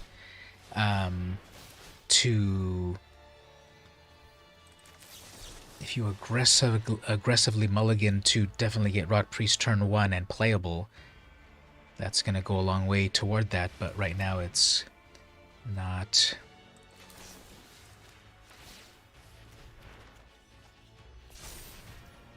Coming together.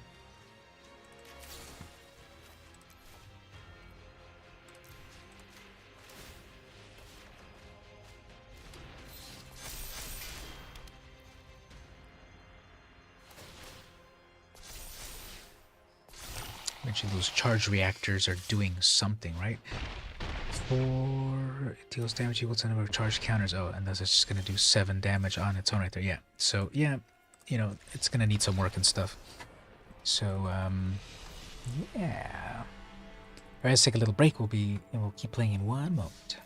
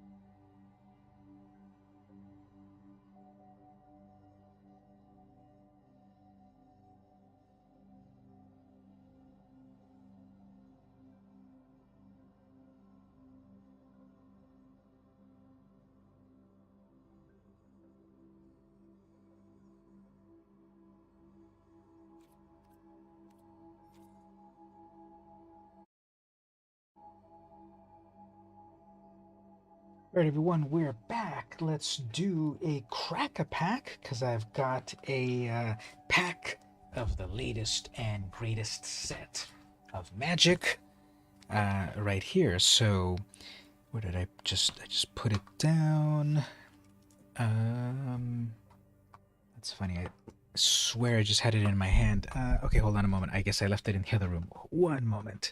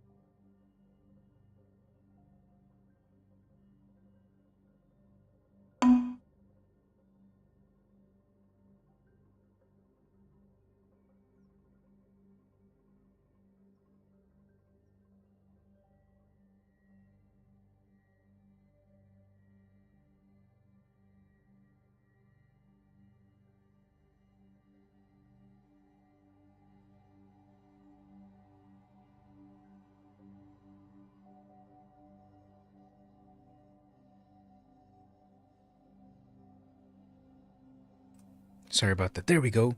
Got the sound back on. Okay. So all I was just saying was that we're going to open a pack of Phyrexia. All will be one. And then after that, I'm going to open a pack of WildCATS cards. So that's what we're going to do there. We're going to open a magic booster and then a comic booster. That'll be fun. So I think everyone can hear me now, right? My meter is... It's coming back. Okay, so here we have a big splotch of I don't know what I'm looking at. Here's Old Man Compost complaining about modern art again. I don't know what I'm looking at. This is nothing here. I can't tell at all what this is. And this is the Dross Pit. Okay.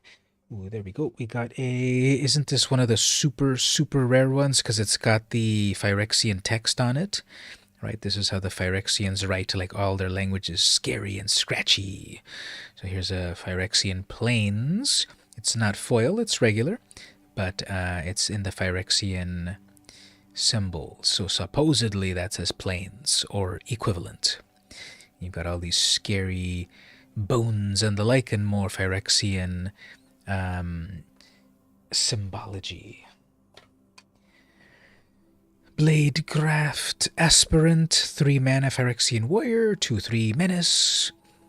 Equipment spells you cast cost 1 less. This is a common, and it decreases your equipment costs. Activated abilities of equipment you control that target this cost 1 less, and then it makes equipment costs even less. Wow, this is so advanced. I keep saying this on the recent crack-a-packs that Wizards has really abandoned New World Order, where at one point their cards were so complex they had to rethink their whole philosophy. And, for example, commons should not be too complex. They've definitely thrown that out the window. This is a common. This is got Menace, which doesn't explain itself. Now, the big reason that they invented New World Order was that they were really going to explain themselves for new players. If you're a brand new player, what is Menace? It doesn't even have the reminder text on it. So, wow, how far... the game has gone. Oh, there's the Aspirant's Ascent that we were just playing with right now. Free from flesh. Single red instant creature gets +2, and then put 2 oil counters on it. And then you can pay those oil to do other things at other times. Cool art on that. Offer Immortality, 2 mana instant. Target creature gains Death Touch and Indestructible. See, that one does explain itself. Damage and effects that say destroy, do not destroy it. Give all you are to Phyrexia, and you will receive more than you could have ever desired. To be fair, pretty sure that abandoned core sets were when they abandoned New World Order.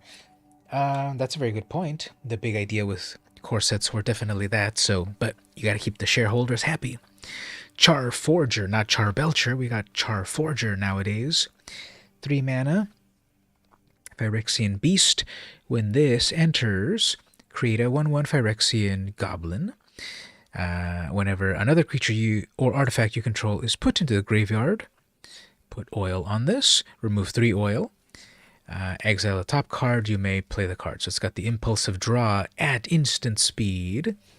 So this builds up with oil, and I'm trying to understand what I'm looking at, because now I see a bunch of people falling out of its core or something. This is way bigger than you would think. Without those people for scale, it didn't look that impressive, but now that I see people falling out of it, it's pretty big. It would be generous to use that instant on opponent's creatures. Death Touch is really useful. Yeah. Those are the goblins that are falling out of it. Are those goblins? Yeah, okay. That makes sense. Magmatic Sprinter, 3 mana Phyrexian Warrior with haste. It's a 3/2.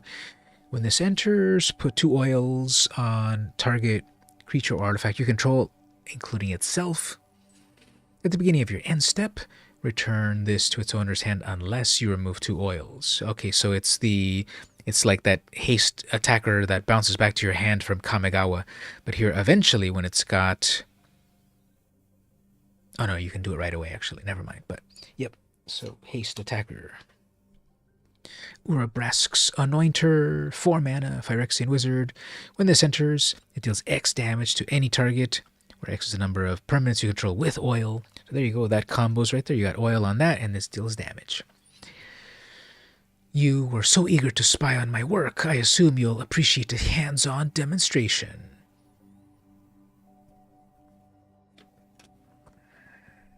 Churning Reservoir, single red. So on this set booster, the big theme of it was red cards. At the beginning of your upkeep, put an oil on another target non-token artifact or creature. 2 and tap, create a goblin, but only if an oil counter is removed from any permanent you control this turn, or a permanent with an oil counter on it was put on a graveyard this turn. So if oil stuff happens, then you can make goblins. Haste is useful. You like vigilance. The mere fact that the card remains untapped. It can attack and defend you, so vigilance is really nice. Ooh, we got Thrumming Bird, so a reprint of the new reprinted Thrumming Bird with the new oil art, whatever they call this style. 2 mana Phyrexian Bird Horror. When there's combat damage, proliferate. So that's the combo piece for more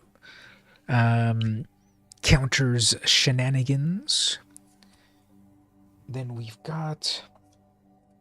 Ooh, speaking of the Zeniths and stuff, and Twilights and Zeniths and everything, I got the Blue Sun's Twilight. Actually, I was thinking of getting this in real life from my Commander deck, and now I actually cracked it. So, Stevie and Gabe, you get a preview of a card I'm going to add to my Jace deck in real life. Check it out. Blue X.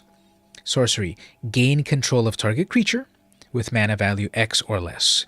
If X is 5 or more, create a token that's a copy of that creature. So I get to steal your creature, and I get to make a copy of it if I pay enough mana for it.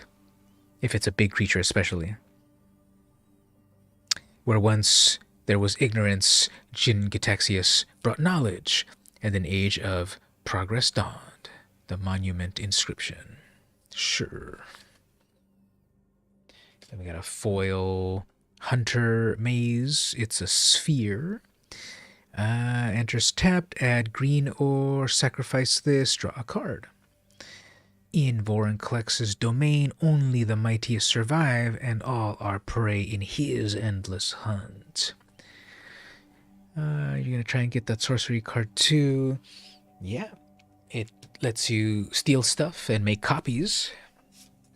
Then, so because set boosters are not playable exactly, they still invented a way to play with them with these mini games. So Booster Blitz, 2 players, 2 packs, 10 minutes. Best your opponent in a series of fast Magic games using only the cards in a single pack. So on this one, each player opens a pack and makes 4 face-down piles of 3 cards each, using the Magic cards inside. Players make their piles with the goal of winning a series of Magic games with these modified rules. Players start at 5 life, have infinite mana, and cannot lose by drawing from an empty library. I guess each pile is a library. Randomly determine who goes first. Each player chooses which pile their opponent will use for each round. Then both players draw all 3 of their cards and play a game of Magic. When a player loses a game, they get to go first in the next game. To win, the first player to win 2 games wins the match. Okay, so let's give it a shot. Let's say out of this pack of Magic, first removing the ones without backs. Okay, so then you make 3 piles. What did it say again? 3 piles. 4 face-down piles of 3. Okay, so just randomly whatever. Here, 4 of 3. So 1, 2, 3, and 4, and each of these needs 3.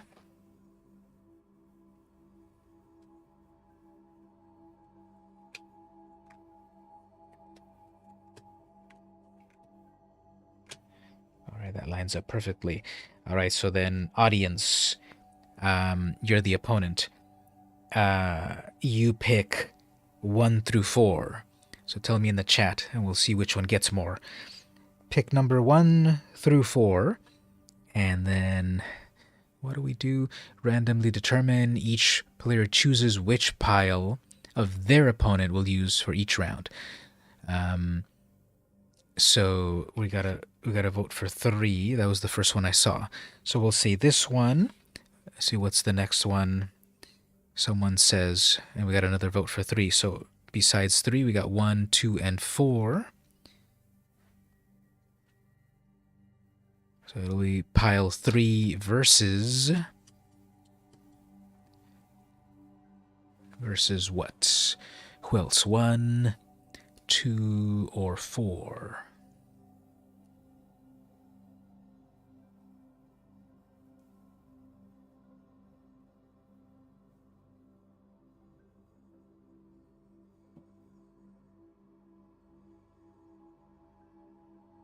We got a 1.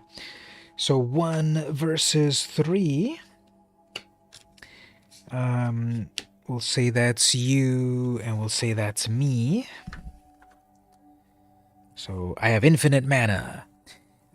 So that means I can play this 2-3, and I can play this 3-2, and this 1-1. So yeah, I have infinite mana. So I'll cast a 2-3, and then I'll play a 3-2 with haste and 2 oils, and then I'll play a 1-1. So since I would be the first one playing, and that's got haste, so I'm attacking with 3 damage. You only have 5 life, so that's already doing that 3 damage. I will end my turn, use the 2 oil, and keep it, so I got 2 creatures. So then you have give a creature death touch, a land, and a give a creature +2. So you have nothing to play. My turn, I attack with everything, I win. So yeah, that's the mini game right there. Booster Blitz.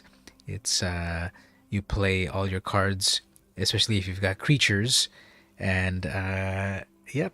So the other pile, well, I already mixed them up, but the other piles had steal the creature. So it's definitely all about creatures. Then there's the land. This had 2 lands, so that definitely handicap to the gameplay, so that's interesting.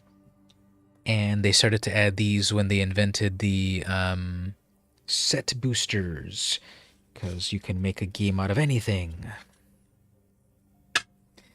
So there we go. And that was the pack. We'll get to the gameplay one moment. Let's do one more crack-a-pack, but this time of some vintage cards from the 90s, some comic book cards. This is from 1993. This pack is exactly 30 years old. This pack is maybe older than some of you on the stream. But I don't remember what the price was originally. I bought this relatively recently, maybe last year. They were selling it for $2. And so this is comic books. How many of you know comic books? Jim Lee, a very famous artist that worked in Marvel in the late 80s, early 90s. It was one of the definitive artists that worked on X-Men. He's the #1 best-selling artist of all time, because Marvel rebooted Spider-Man, X-Men, and X-Force in the 90s. And Jim Lee's X-Men #1 was the most best-selling comic book ever. It sold 6 million copies. That's the most of any comic. Although they kind of cheated, because the #1 had 5 versions. So obviously if people wanted every version, it was just different covers. But each 5 of those versions contributed to selling 6 million copies, which has never been matched. The closest one was when Star Wars relaunched in 2017, I think. That sold maybe 1 million. So anyway, Jim Lee. Then him and 6 others at Marvel were like, hey, we're doing so well for Marvel. We're working for Marvel. People love us. Let's form our own company. And they formed Image. And the book that he created in Image is WildCATS, Wild Covert Action Teams. So Todd McFarlane, Jim Lee, Will Sportaccio, Eric Larson, Jim Silvestri, 2 more, I'm forgetting their names, Eric Larson. They formed Image Comics. So this has got 8 deluxe trading cards. Look for exclusive Prism cards. So Magic debuted in 93, and then these cards debuted in 93. 2 Prism cards randomly inserted in every 36 packs. So you have to get 36 packs, and maybe you'll get 2 Prism cards. All right, let's get some cool cards here.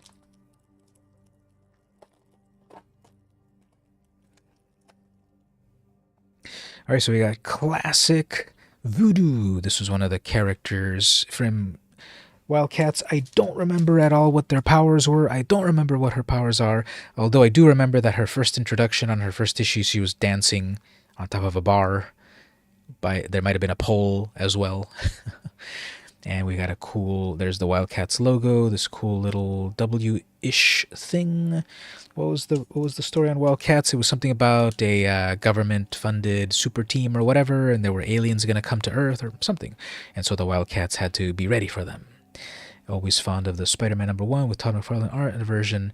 Yep, there were 5 versions of those or so. I think I have like 4 of them.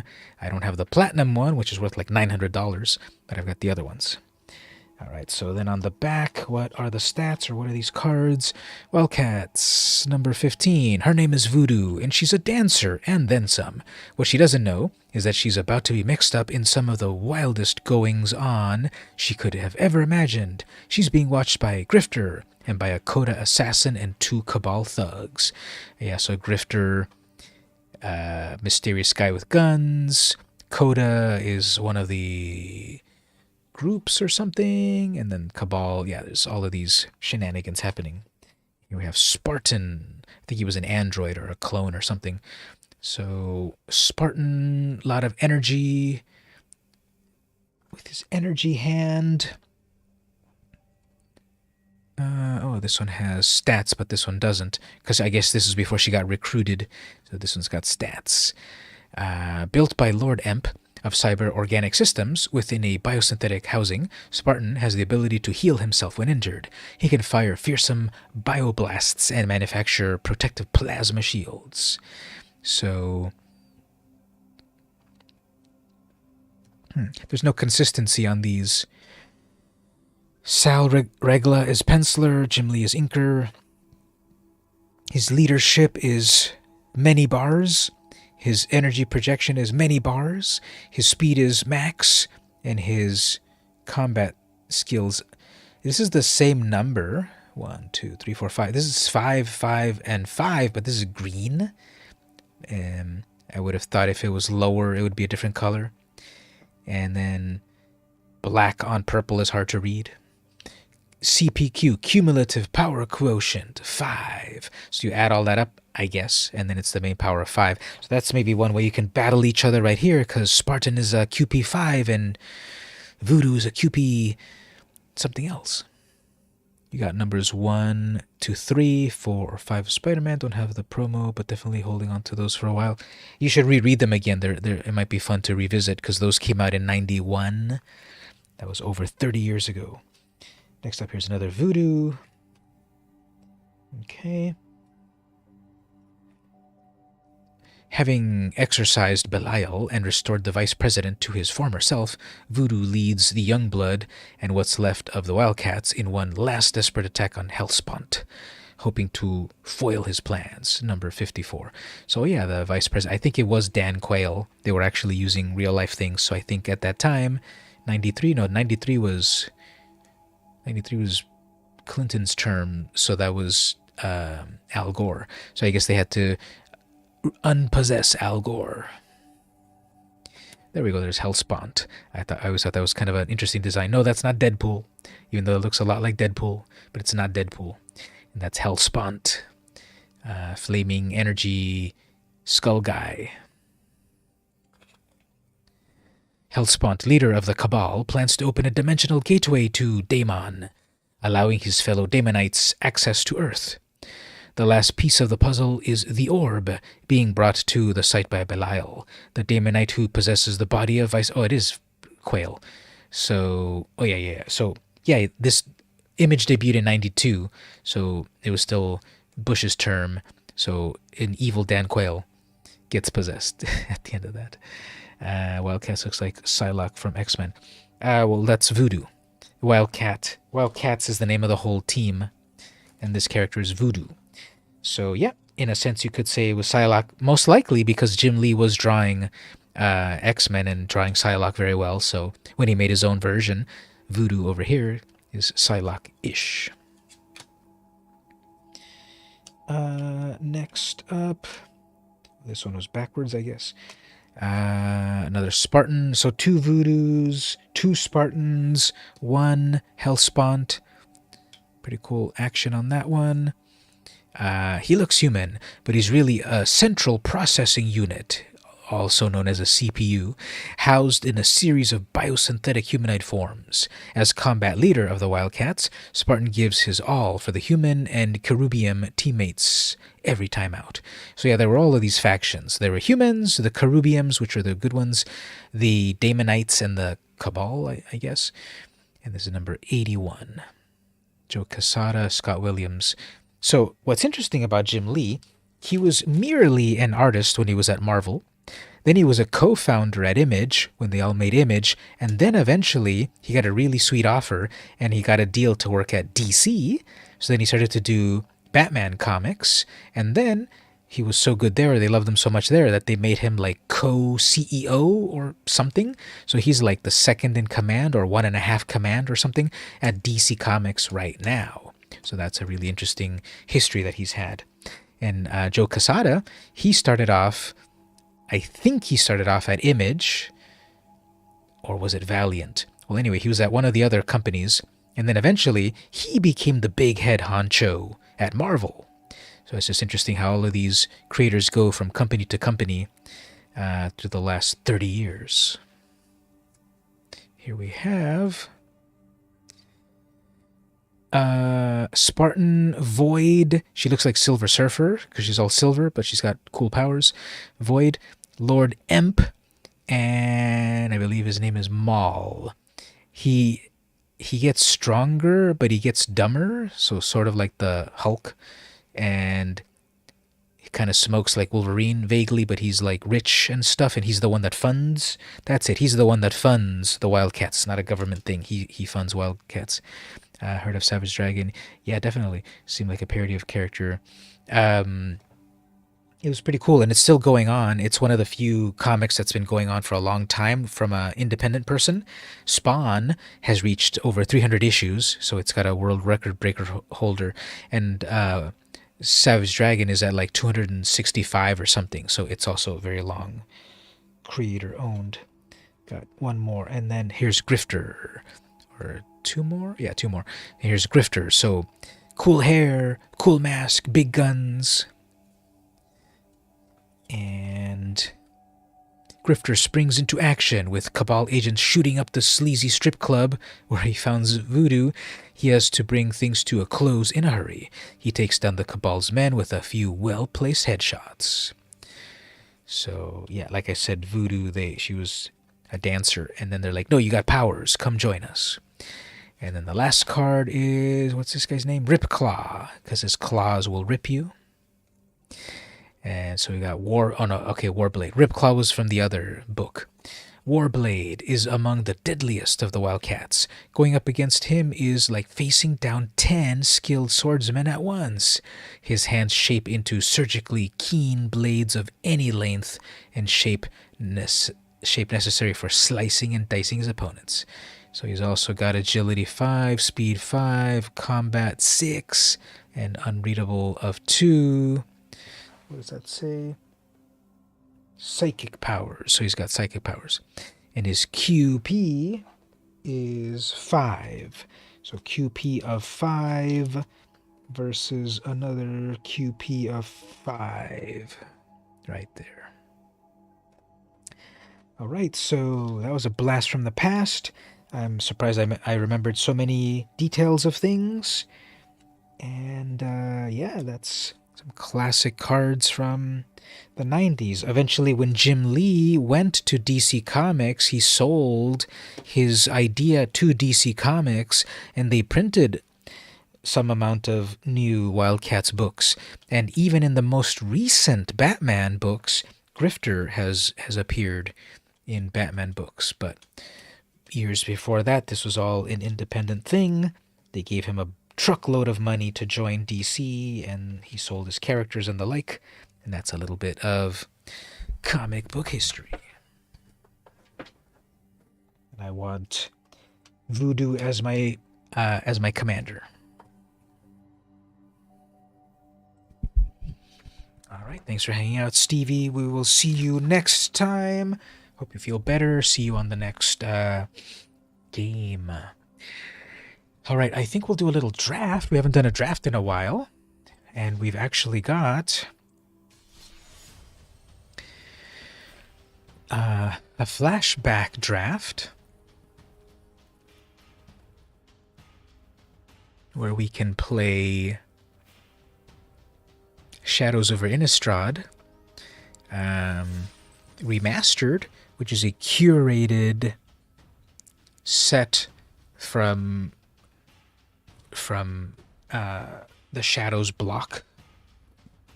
So we'll do that. We'll jump into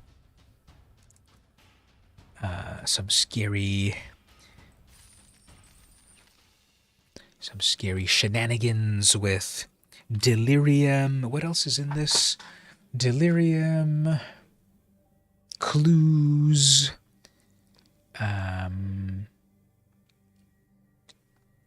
it might not be a big night for drafting at the moment. It's taking a moment to fill the seats. But,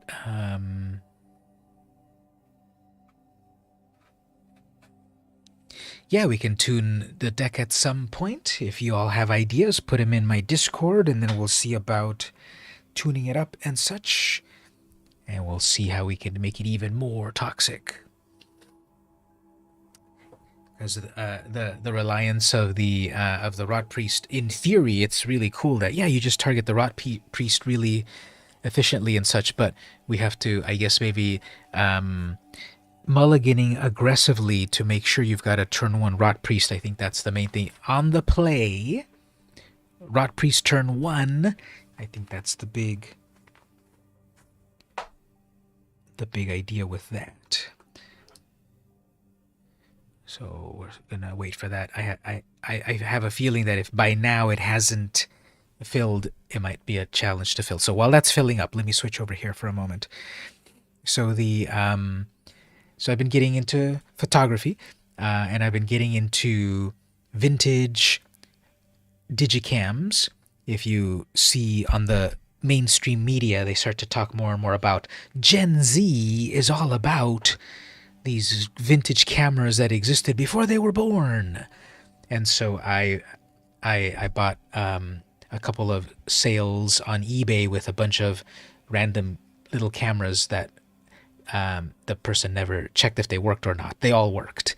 And so I'm loving this little Nikon S220. It's so compact. It's so svelte. Look at that. It's smaller than the palm of my hand.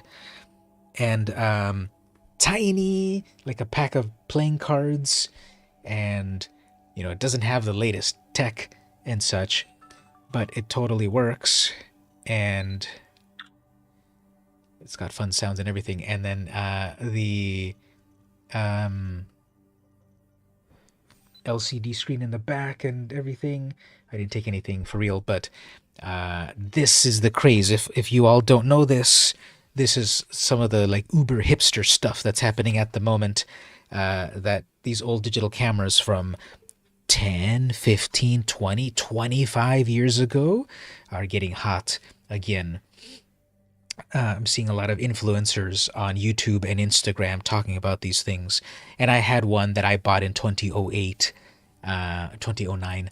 It's from 2008. I bought it in 2009 that I dusted off and I'm using again, and it's fun. You know, it's just another fun, different thing to do. And in my photography, so we got 6 out of 8 so far, so almost there. So on my YouTube channel, you know, I had the videos on analog photography, and so here's another thing to add to that, digital photography here with these old. This is from 2009, so on the grand scheme of things, not that old, but in technology wise, 2009, and you barely have 10 megapixels. With our phones now, they've got what, 50 megapixels. And so this is a fun thing to do here. You brought one of those for your mom when she went to traveling like 10 years ago. Exactly. If you so your mom has one, and now she's a hipster. It all comes around again because now I'm sure she still has it, right? So I also love that this purple color, and there's all of these colors, blues and silvers and blacks and everything. But I love how this is all nice and purple. You got a portable digital cam. Quality isn't so great. Well, that's the thing. What are you trying to do with it that quality wise you're gonna get better quality? You know, the phones in our pockets technically have better quality, also because they have very good CPUs and they process the data very well. This thing from 2009, what is that, 14 years ago, this 14-year-old thing didn't have such advanced capabilities, but it's tiny. Look, compared to my phone as well. Look at that. Compared to the phone, it's like a quarter of the size of the phone. Yes, it only takes photos. Compared to this, does everything. But that's also one of the things that is sort of on people's minds about... We just need one more person. We're almost ready to play. Oh, there we go. Ready to play. But if you browse any mainstream newspapers or magazines online or whatever, and look up the keyword digicam, it's on everyone's minds at the moment. There we go. We got everyone in the queue. All right. So we got the zombies. Enters. This one can keep coming back over and over. 3-2 Trampler with werewolves. The Land's Graveyard's deck. Transformer. Clue Maker. Tormenting Voices. Dual Land. So... Counter spell. I'll probably get the zombie. And then we'll look out for zombies. So it's going to keep coming back. It can keep coming back over and over with more zombie action.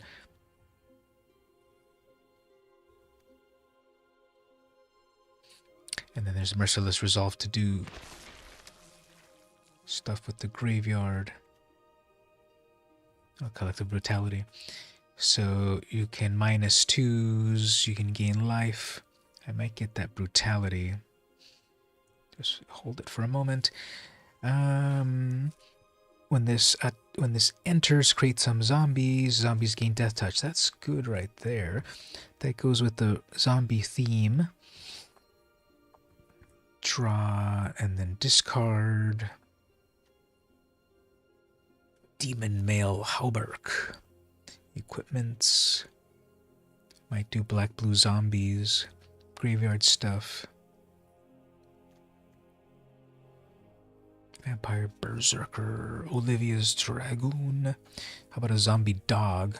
The Throbbing Foulhounds. 3 mana, 3/2. If you got Delirium going on, you get good stuff. And that's 4 types, or how many? Yeah, 4 types. So that often counts like artifacts to get the Hauberk is completely different type, but you're not married to zombies. Yeah, we're still in pack 2. That is grotesque. Mutation, get +3 and lifelink. Got the counter spell. The +2. We got the tapper there. Now that's on a different color, of course, but that's always annoying. Tap them down. Go in for the kill. Yeah, but to be honest, I hate combat tricks. I hate building decks around combat tricks. They make me think too much. And that's one of my big downfalls, that I don't value combat tricks at all. Which is a problem. But we'll grab it. And we'll probably cut it. But there's a wolf, hasty wolf. Do we want to be on the lookout for any wolves or vampires? Humans. You've got the old werewolves, which are worse. Well, compared to the new ones. Destroy a big thing. 5 mana. That's how that used to be. Pick the brain. Target opponent reveals. So there's the good old reveal the hand that does nothing, but makes you feel like you did something. Got a pacifism in white. Another kill spell in white. Do we need to be on the lookout for people passing white spells that no one wants? 2/4 zombie. Stuff dies. Put a +1. You could do your own, sacrifice your stuff to power it up. There's another zombie there. +1 for each creature in your graveyard. Yep, so we got 3 right there that we're going to be on the lookout for if they wheel. Necropod is a 7/7. You have to first sacrifice things or lands. So that's a graveyard filler. Dual land in white. Human rogue. That then makes a zombie.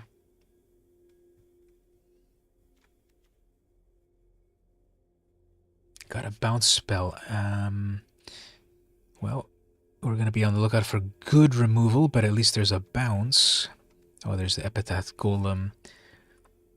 Removes stuff from your graveyard back into your library if the game goes long.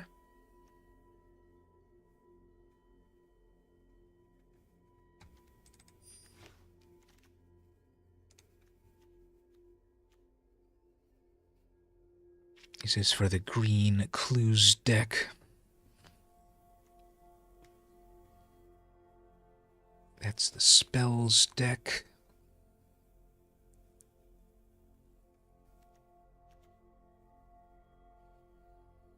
Well, a little damage there, and then play it cheaper with Madness, but even on its own, 3 mana, 3 damage, 3 life.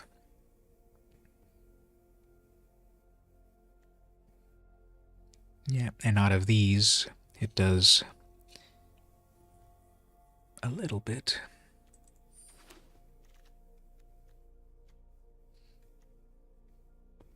Good old skeleton that keeps coming back.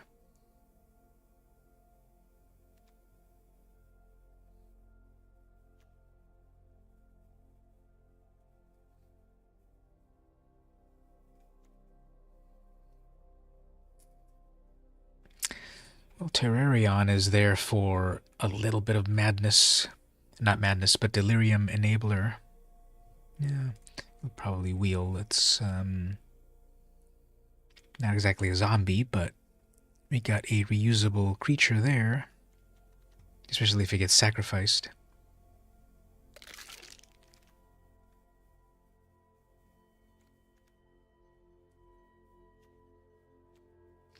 A lot of white cards are wheeling. Well, not really wheeling, but they seem to be... There's a zombie horror there. Laboratory Brute. Mill yourself. So one of the things also that I need to up my game on when we play this stuff is to pay attention to the other stuff happening too. To see what has been milling and the like. I mean, wheeling.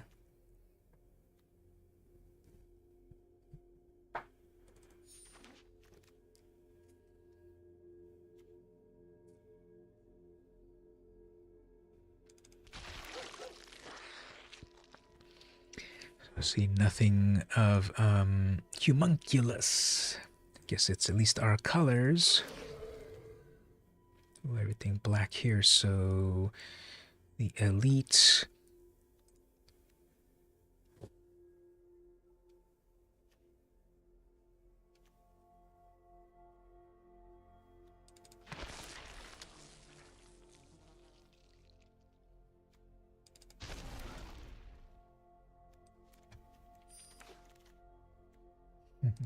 No one wanted a poor slug horror.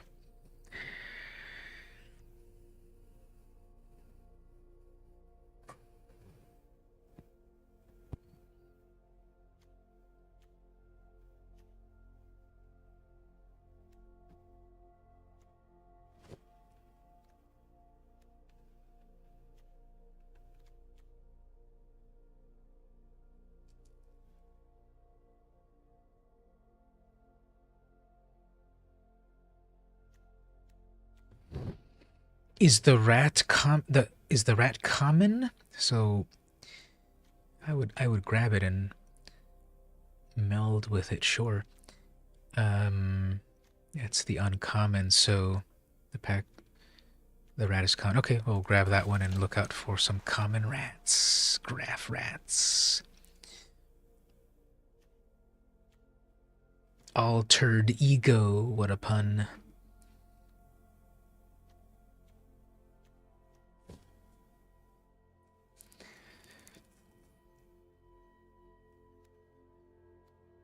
These little cheap artifacts can help with the delirium. I already have one of those foul hounds, right?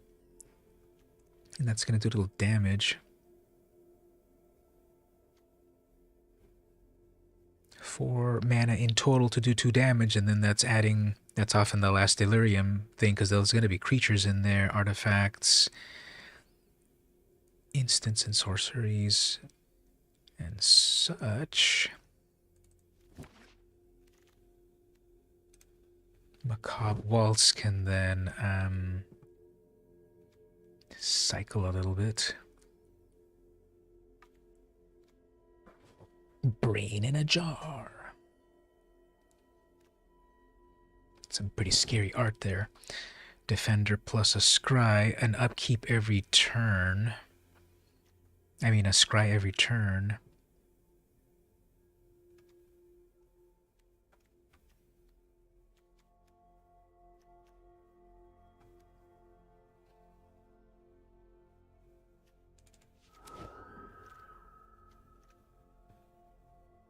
Advanced Stitchwing. 3/4 flyer, discard, return this.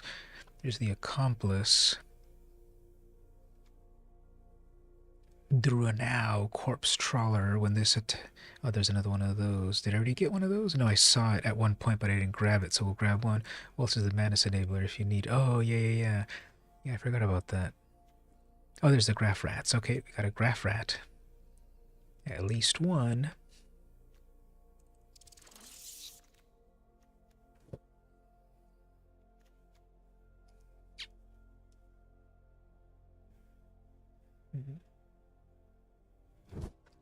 We might not really want to mill the opponent unless we're doing some sort of. Oh, we got a prowess. We got a prowess. A zombie. There's not a lot of those. So if I get that, then maybe I will look for a couple more. I have a trawler. Which one?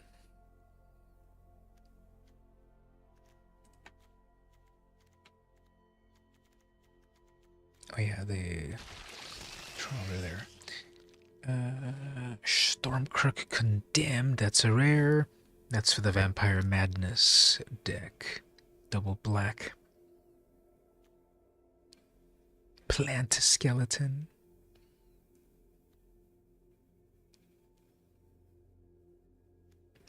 Not really seeing any removal. So that'll be little trouble. Or I have to look for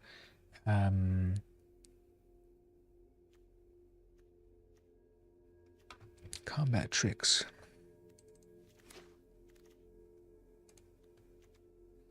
There's the dual land. Another prowess scab. There's the scrutiny. Not really removal, but there's some removal right there. Very weak removal, -1s. See if that scrutiny comes back, I guess.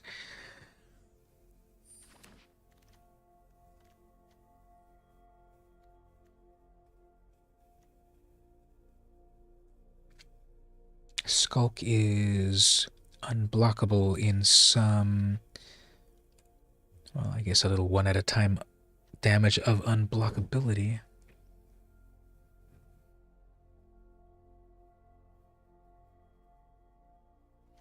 Oh yeah, I guess that would make sense. It felt like the Dimir cards were being, well, I guess there's enough coming around that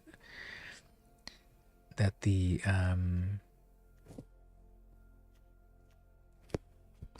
that we can put this Dimir thing together. Oops, I'm the bottleneck. Everyone's waiting for cards and I'm the bottleneck.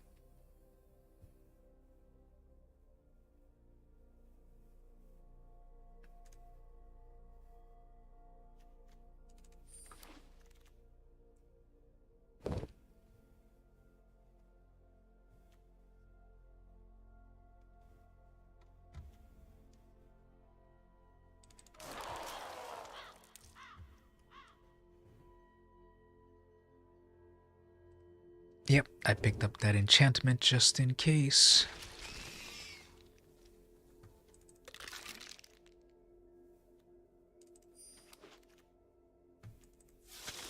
Alright, final pack. Let's really look out for the removal. Or how about we Magical Christmas Land at Triskaidekaphobia?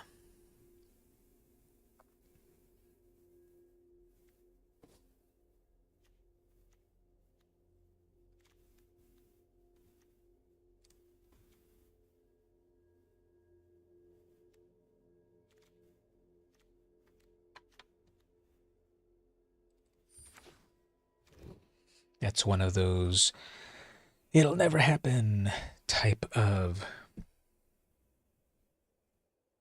well, just a 2/1 flyer on 2, no red mana, but maybe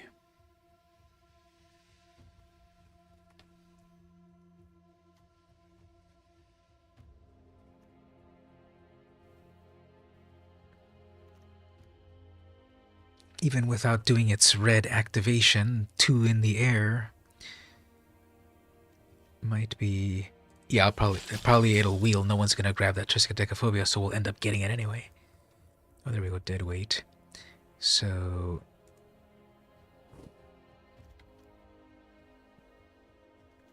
we need some removal, so I'm gonna grab that.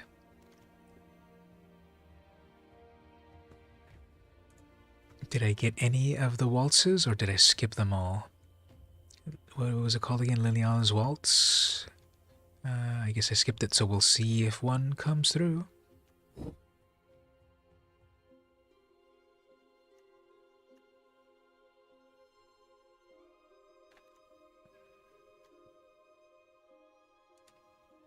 Get another delirium critter. Yeah, haven't noticed it too. Oh, there's Rise from the Grave, so just bring back something directly to the battlefield.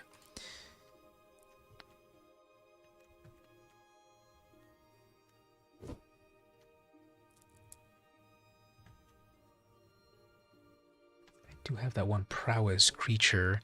Not enough prowess enablers. From any graveyard put target creature card from any graveyard. Oh, I can take their stuff too, yep.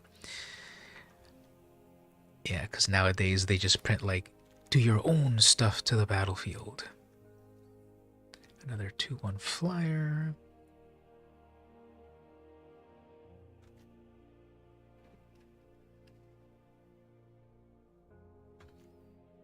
I've got 3 alms, that's 9 damage, and I gain 9 life. Is that too? Why don't we just go crazy with just all of these alms? That's 12 damage right there if I keep them all. Oh, I didn't see the oh, there's another alms. Yeah, let's just alms them to the graveyard. I didn't see the SDSU game. Gabe, was it? You said it was close. 6 mana for a destroy. So many alms for the poor.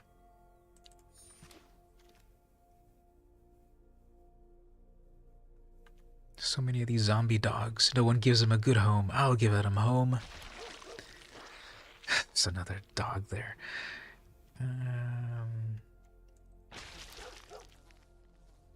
No one wanted those dead pups.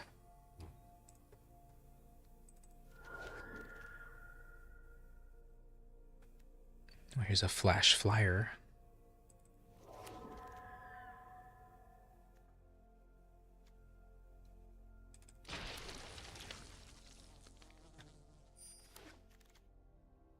Okay. Got a bunch of duplicates of many things, so let's work on this. 61 out of 40, so alright, let's do an overview of everything again. So at the very top, yeah, we're not going to do this at all, this Necropod, right? 7/7 Menace, whenever this attacks or blocks, sacrifice another creature or land. I guess it puts stuff in the graveyard, but it's 7 whole mana to get to that. That's, nah. Certain death, that's the, yep, destroy any problem, and they lose 2 life, and I gain 2, so yep, some removal. We got the 3/3 flash flyer, the 3/4 flyer, discard, return this from your graveyard to the battlefield tapped, so in the late game, bring that back instantly. We got the combo there, the scavengers. Plus the rat. Let's read that one more time. When this enters, you may return target creature card with mana of 3 to your hand, and then it melds. When does it meld? Melding a pair of cards results in a single copies can't be melded.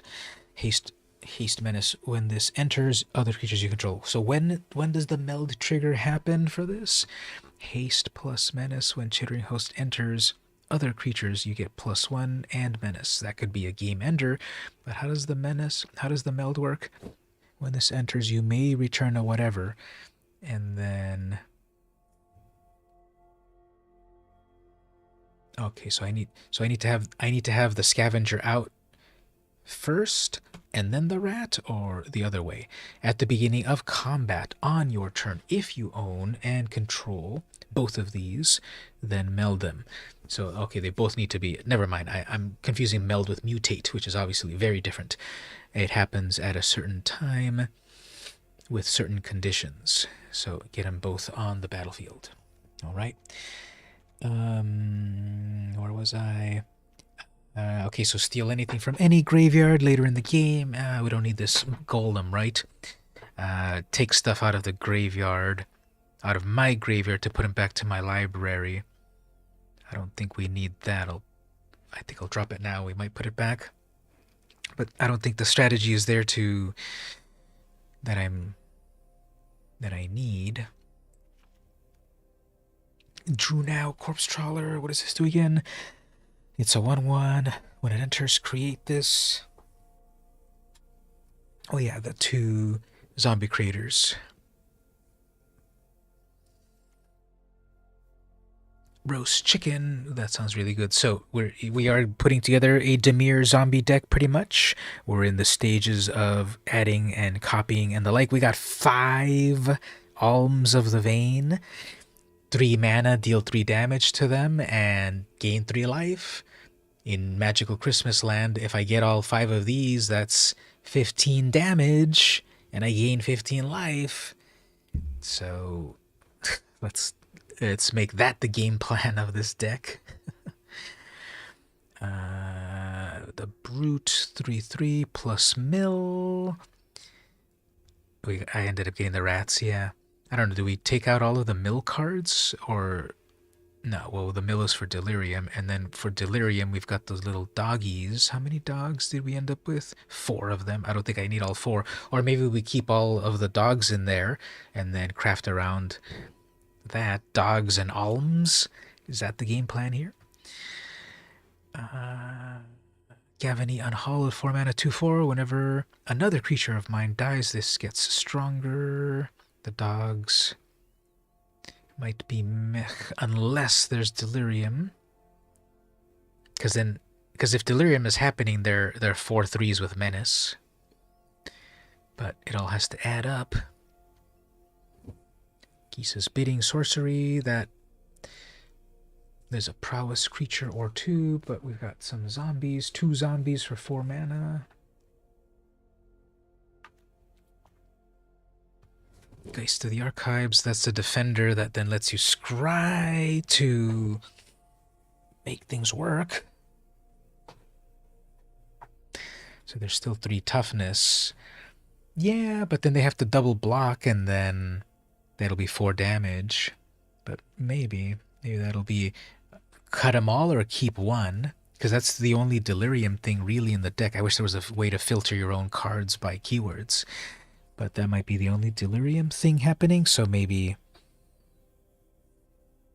if we're not really caring about Delirium with anything else, then we'll cut a bunch of these artifacts. Or I guess the Apparat.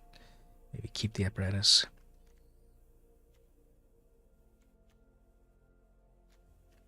Yeah, we're still at 59 cards, so let's just cut 2 for the moment. Sacrifice and then +1. I don't know. I guess I'm not really interested in putting things in the graveyard like I was a moment ago with... But it's only creatures, so nah.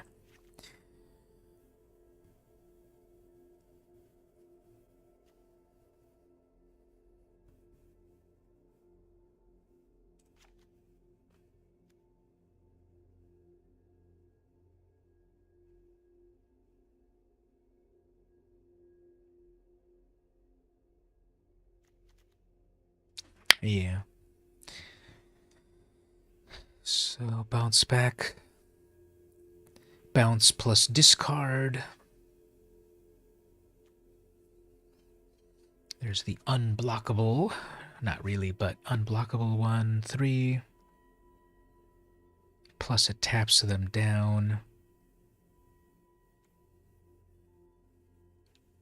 1/2 that creates tokens, but then you have to sacrifice your own.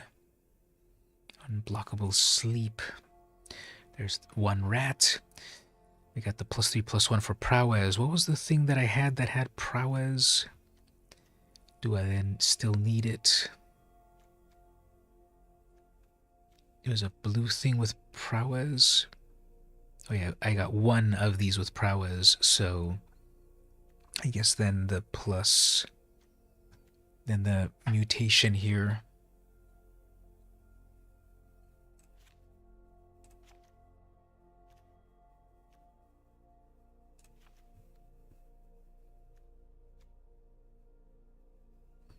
Two on flyer.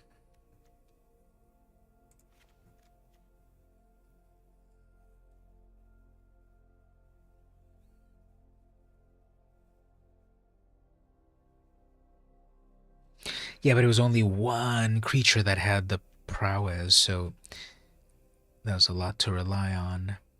Oh, we can escalate that. How does escalate work again? Pay the escalate cost for each mode chosen beyond the first. So 1 black plus 2 more to do them both, right? Escalate 2, choose one or both. So escalate lets you do it more times. How does escalate work again? So you pay 1 black, and then if you want to do it again, you pay 2. So 3 mana minus 2. -1 times 2, I believe, right? Or does that mean I can pay 1 black and then 2 and 2 and 2 and 2 and then do -1 several times every time I do 1 black for one of them and then 3 and then 2 black. It's 1 black to do it one time, but then 2 to do it one more time? Or you're saying 2 and a black? Pay the escalate cost for each mode chosen beyond the first. Okay, yeah, so it's just 1. It's just 2 in total, a black and the 2 to do them both. Okay. You can't pump more mana into unless the card says you can. Well, escalate, keyword on its own, since I never really played with this set, could possibly make me think that I escalate it, I just keep paying 2 more and I keep doing it more times.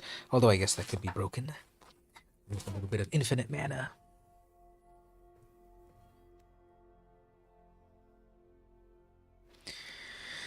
Keep that dead weight. Removal.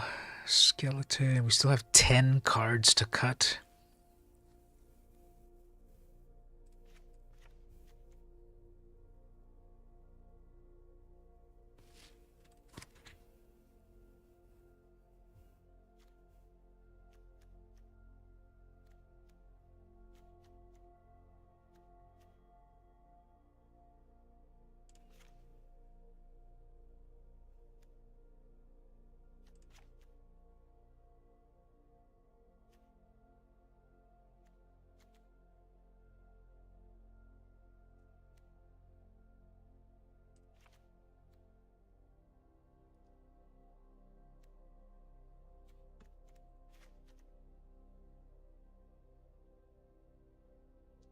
Well, delirium isn't even important anymore, right? Because the only delirium thing was those dogs, and I've only got 2 of them. Or am I missing something? Like, what else cares about delirium? So then I don't even need those dogs anymore. Because, yeah, the only thing that was really delirium were those dogs, and the payoff's not that great.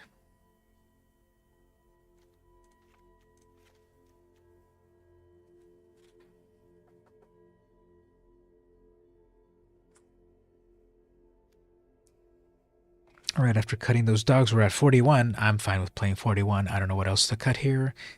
Well,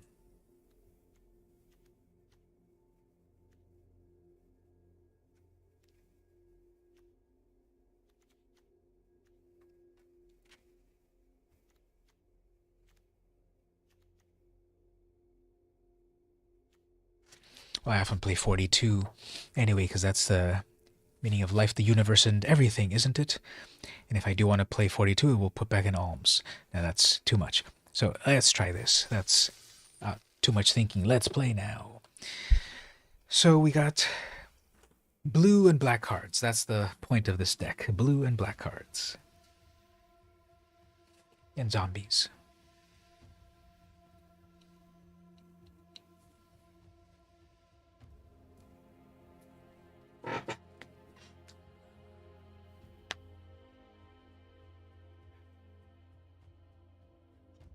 Let's see if we can try out this decent deck on an opponent.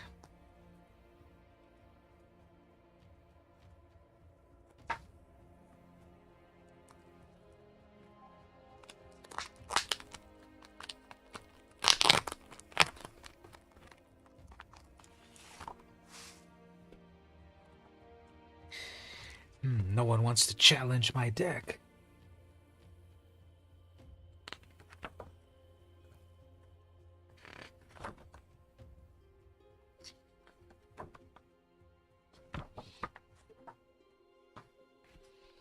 That's weird.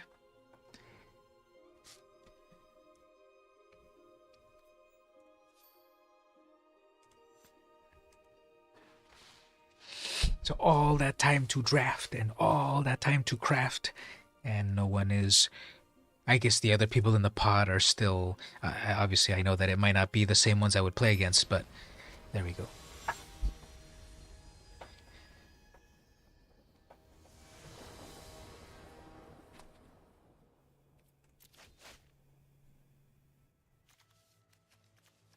Okay. Turn 1 play, turn 2 play. Guess we'll start with a flyer, because that's 2 damage in the air. Then we've got the alms.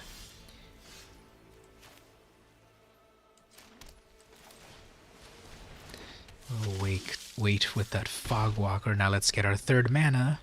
And we're in business. That's 6 damage. Amazing.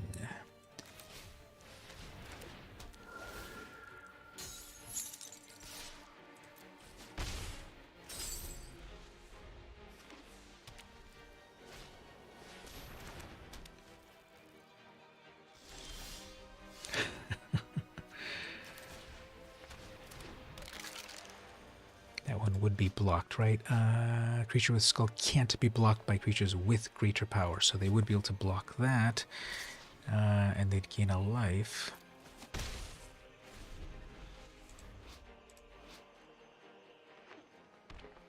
And it's a human.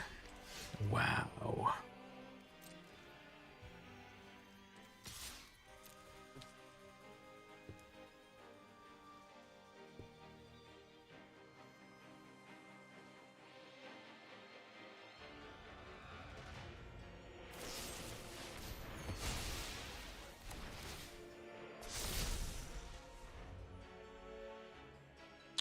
For first strike.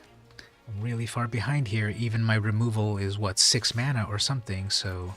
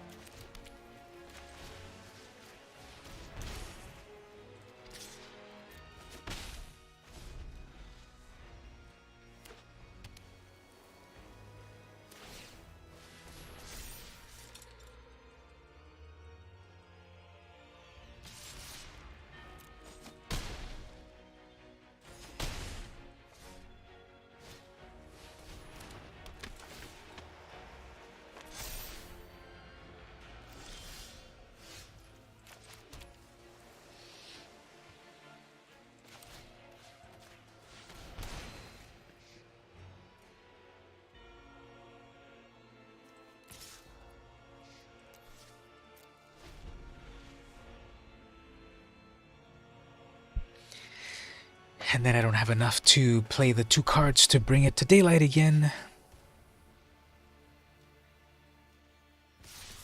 So even if I got the... they're going to have a combat trick here. So even if I got the removal spell, then I don't have the mana to remove it.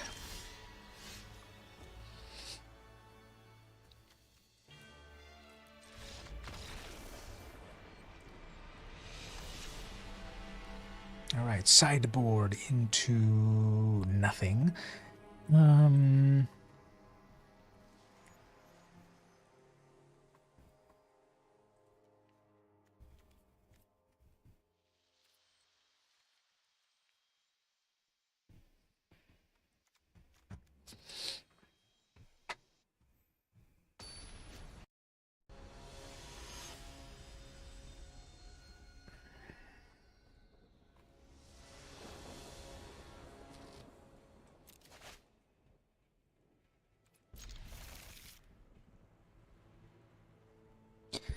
So the randomizer last time gave plenty of little plays, but then it was like, no more mana for you.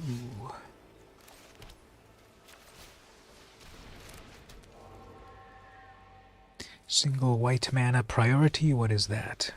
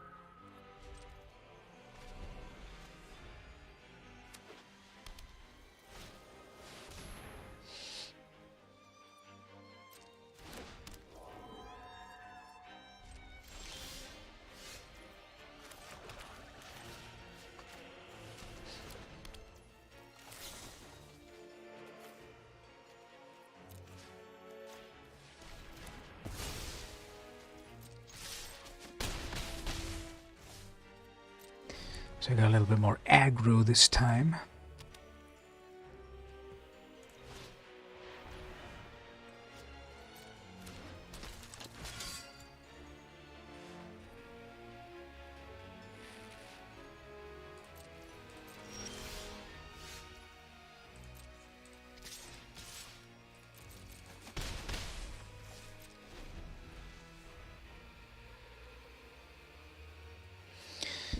Let's see. Now this is not going to be a good trade, but we'll go for it because the we know they have the one white enchant or one white instant.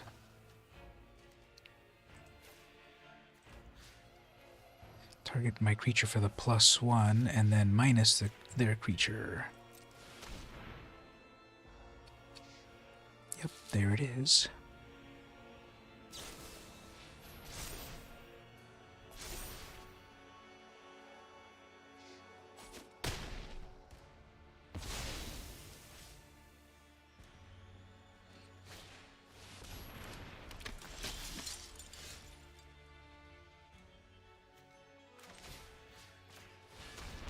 So this life gain on that deck is just... And then they're going to get that sensor out. Gain more life, not play anything. Yeah, this is just... They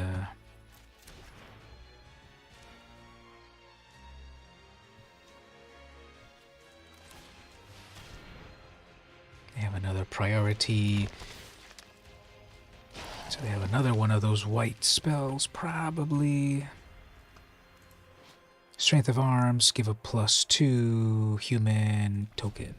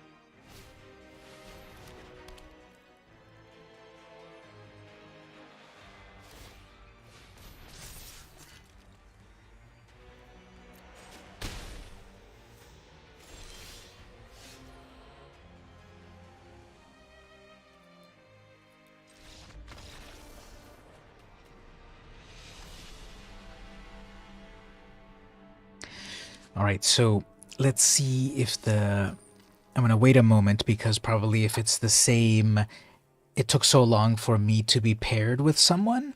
So it looks like not a lot of people maybe are playing at the moment. So I don't want to jump back in to play again because it'll probably match me with the same person. We know they've got a lot of life gain and stuff. So my deck was going okay, but then that life gain just came back to too much, and then that equipment gaining 5 life, so that was hard to get to. And so yeah, it's taking a while, so it was probably not a good night to play Innistrad. Maybe people are bored with it. Yeah, I conceded because there was no way out of it, and I didn't want to waste my time to further pray for a reversal of things. I know people love to see a game go to the end, but I would rather not waste my time. So let's try Rogue Soup.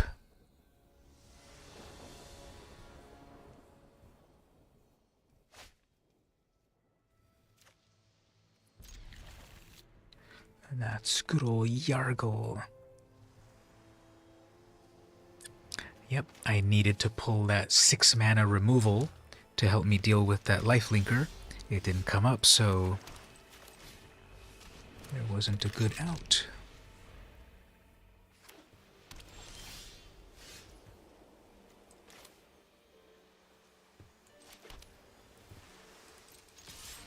It's turtle soup, Gabe. Turtle soup is Shredder's favorite.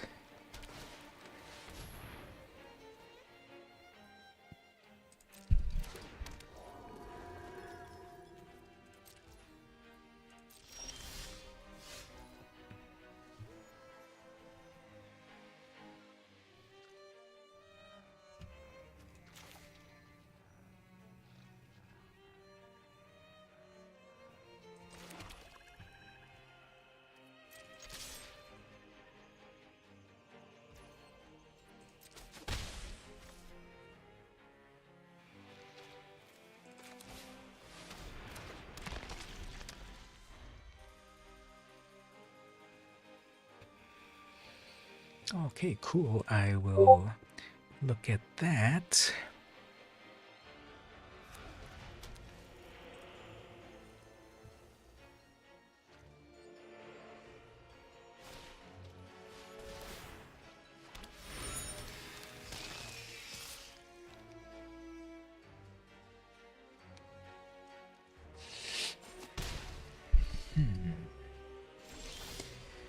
Alright, well, I got the mana for the compelling difference as well as discard. Just get rid of that. Just get rid of that poison, or that death touch creature first.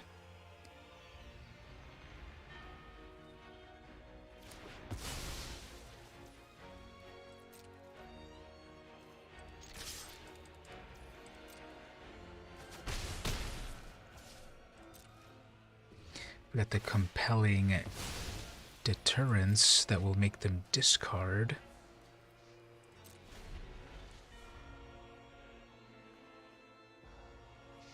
I think the turtles like every topping on their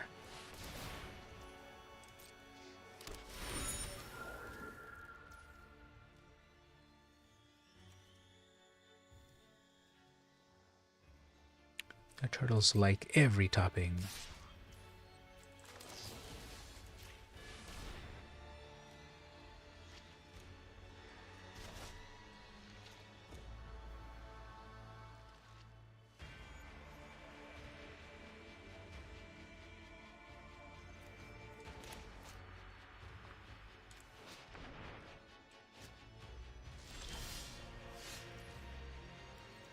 That's the one with flash and flying.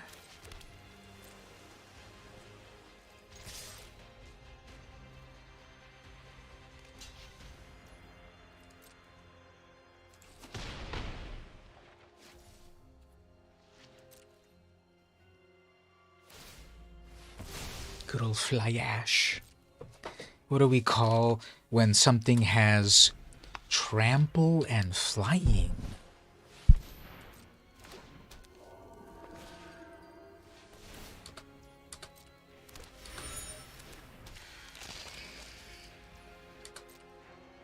Flample, that's right. Such as a big scary dragon.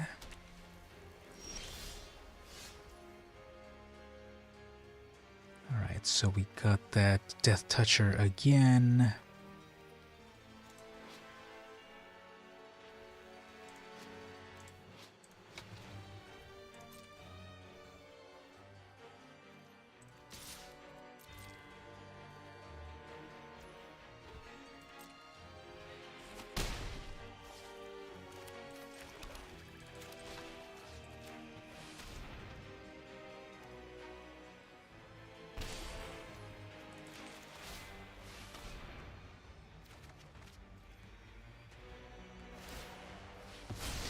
Alright, come on, one of my many alms. Give them to me.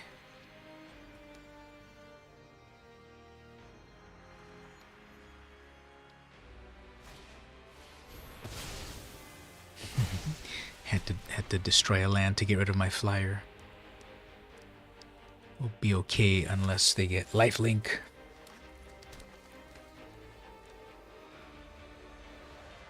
They're gonna keep that blocker. What does they get with Delirium? Gets a +2 as long as gets a +2, so it's a 3 damage death touch. Fine. There's an alms. Just make them feel that the situation is dire. Alright, so if I get an alms, that rider's bad news? Oh yeah, it's the lifelink one. But I don't think it's going to give them enough lifelink like the previous player because they had the equipment. Well, hopefully they don't get some equipment. But oh yeah, that's the one that transforms. Yeah, if they don't play anything, but that's the end of the turn, right?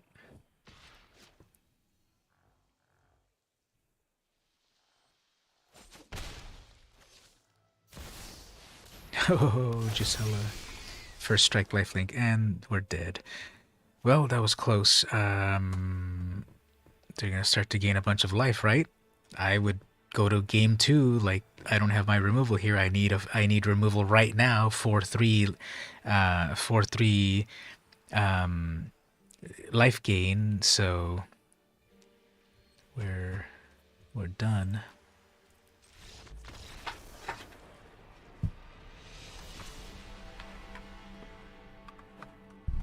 Well, that's 2 life gain decks in a row.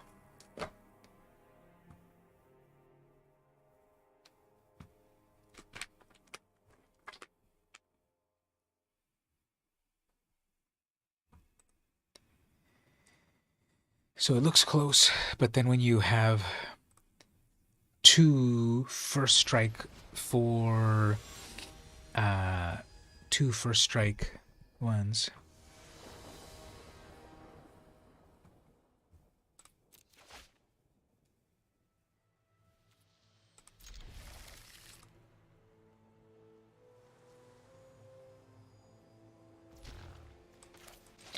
Yeah, but they still have first strike, didn't they? Definitely the rider guy, whatever his name is, that one had first strike. And did Gisela have first strike too? Because I didn't have any first strikes, even with the death touch. I got a tapper. I got 2 of the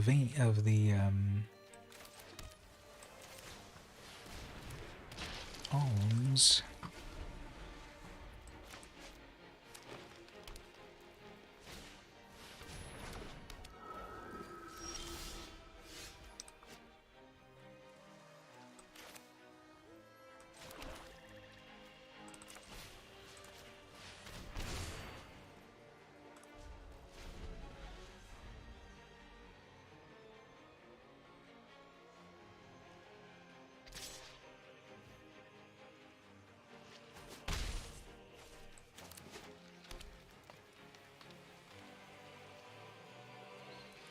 It's the good old, don't play my land until my second turn.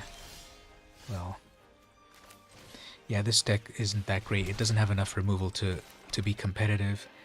It's just not enough removal. There's too many threats that I've been seeing already, and there's just no way really to handle them. The removal that it's got is the -1, -2, and then it's just...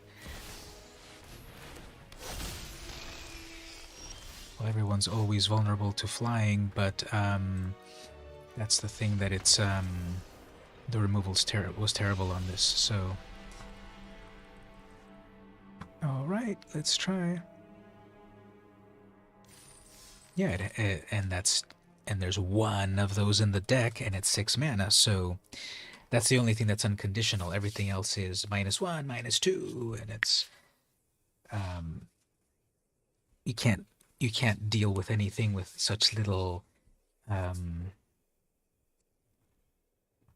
little tickles.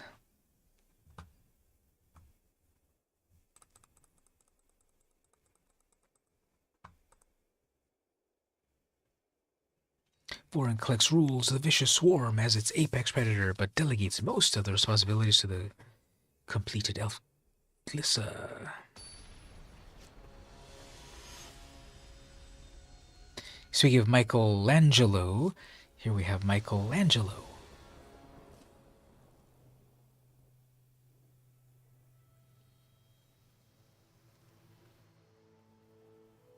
Got some scary green candles in the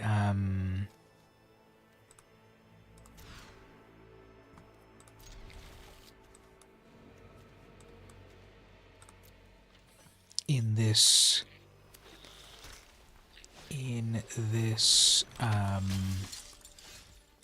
arena.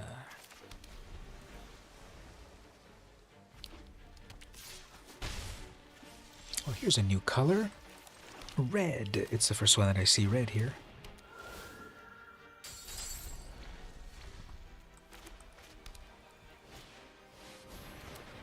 This is another humans deck. Have they all been humans at the moment?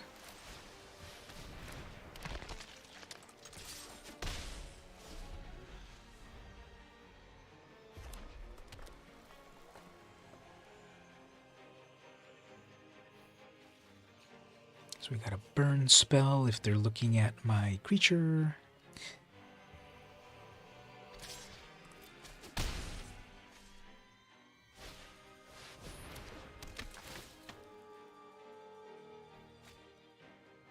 Yeah, there's another human deck. So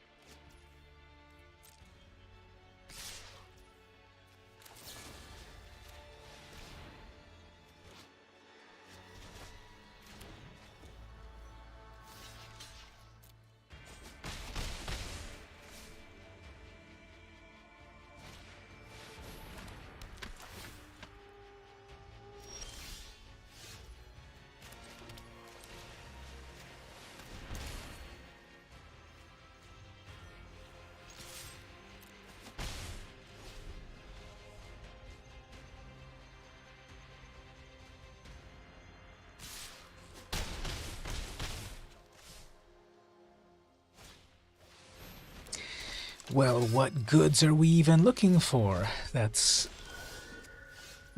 and then there's that rider guy, so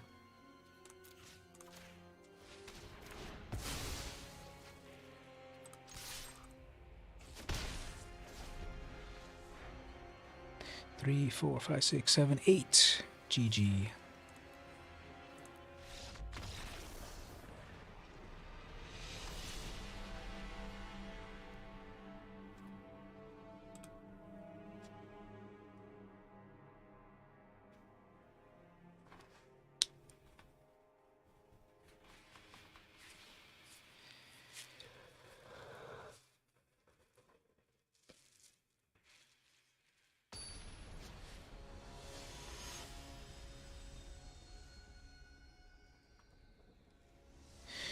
here's the final match. But we saw three people that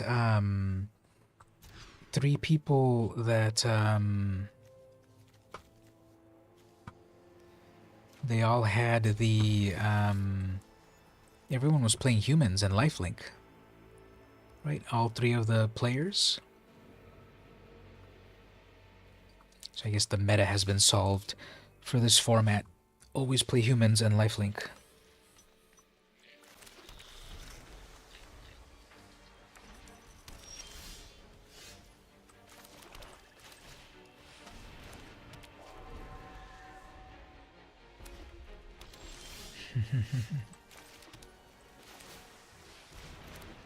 Now you tell me.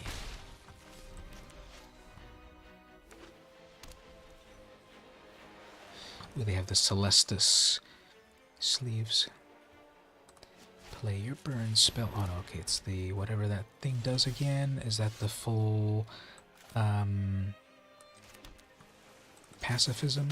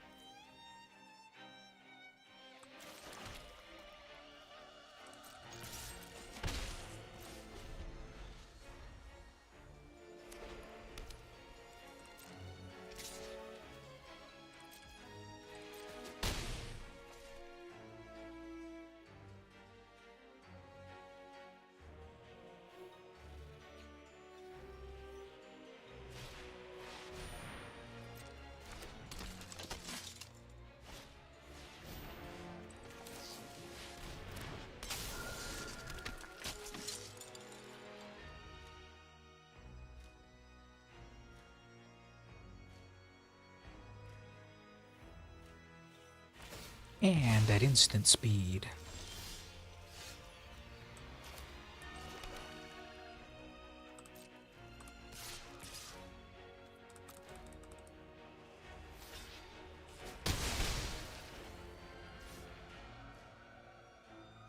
Well, they got the certain death now, so let's wait for them to play their final life link spell, and then...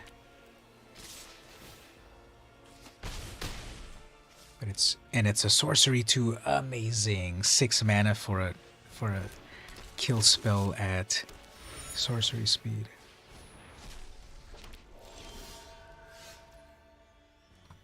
So I should have read that that was a...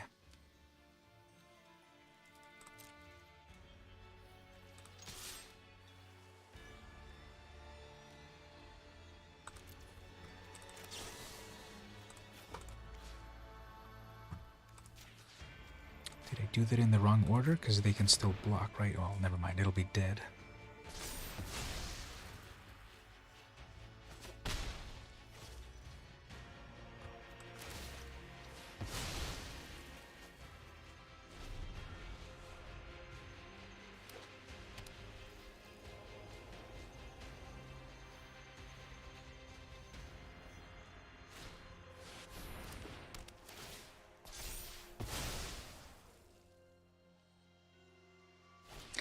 Well, I guess I'll be able to get it back at least.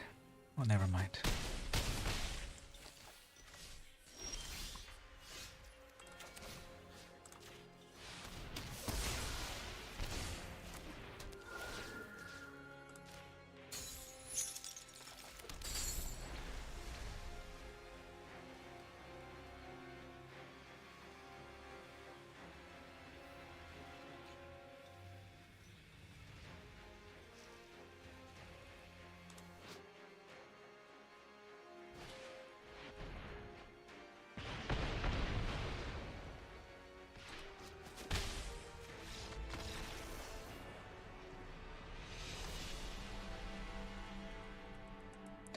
Alright, where's the button to delete this deck?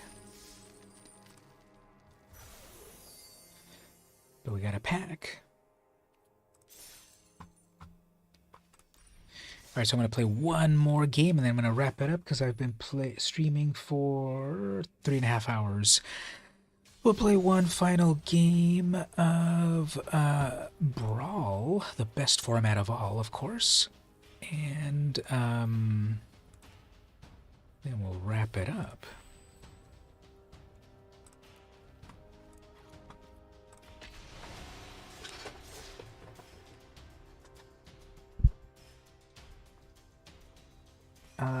There's no such thing as standard Brawl. It's a joke. But yeah, the historic Brawl.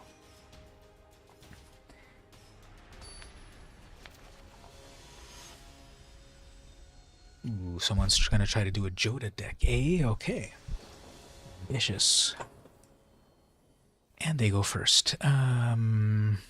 To play it safe, I should have removal in hand, but this will let me play stuff, but they go first, but they're gonna have perfect ramp. So I should play correctly instead of fun. Oh, next time then. And they had a companion too, so... And they go first, and I wasn't getting what I was looking for.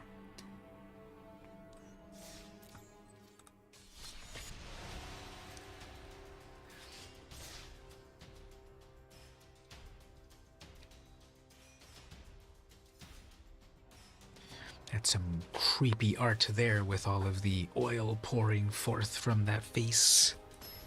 And Tamio basking in it. Oh, that's another horrible card to play against, but depends on what I draw here first. And I go first.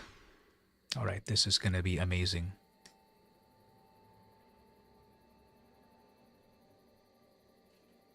So they're going to take out Giada as soon as turn 2, and then I will take out Giada, and then they'll summon her again, and then I'll take her out again. So this is an interesting matchup. Turn 1, Priest guy. Nope, they didn't get that. And then there's my tutor for removal.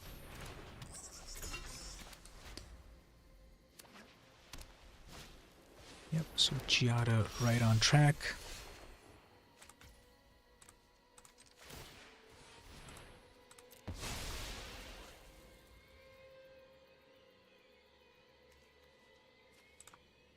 Exile Giada right before your eyes.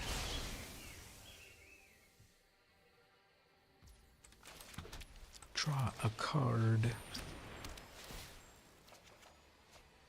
Removal just in case.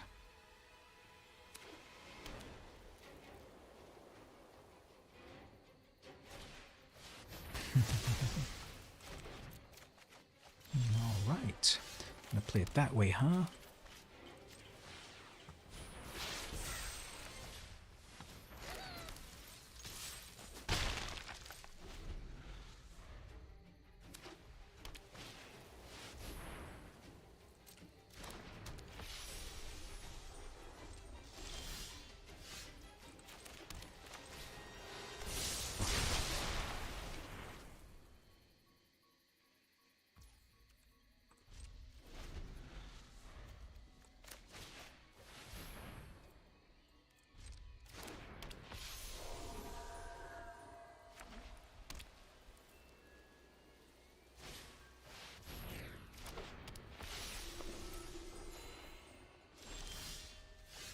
And I missed my final land drop. Amazing. Okay, well, we'll go get removal because Giada's coming up next.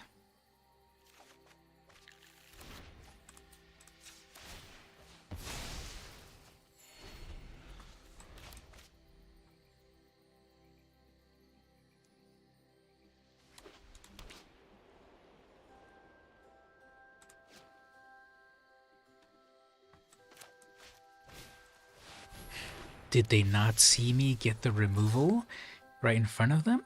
What if I point it out to you?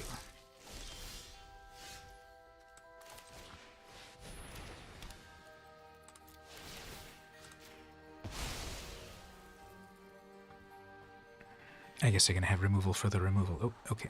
And Wrath. Okay, we'll keep that.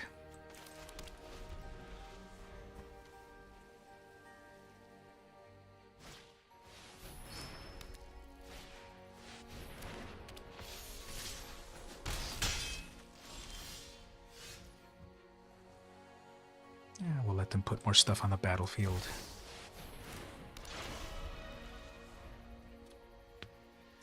Put your Giada again, come on.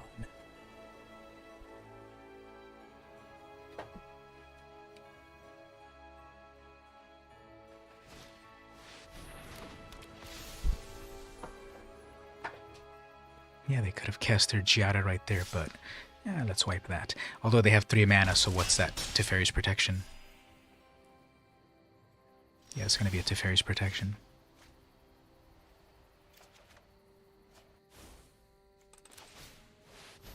Because it is pausing for priority. That's going to be a Teferi's Protection.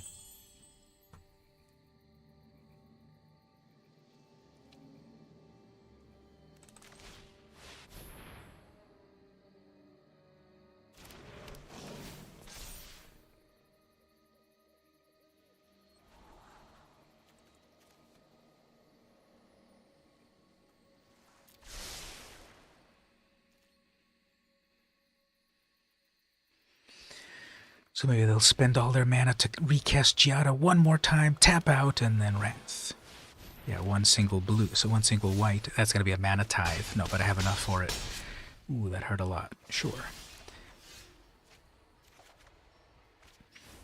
Alright, so Aetherworks Marvel for the energy. 6 damage, which they will not block.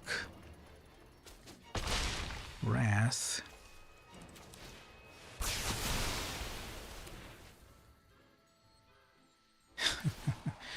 Marvel that.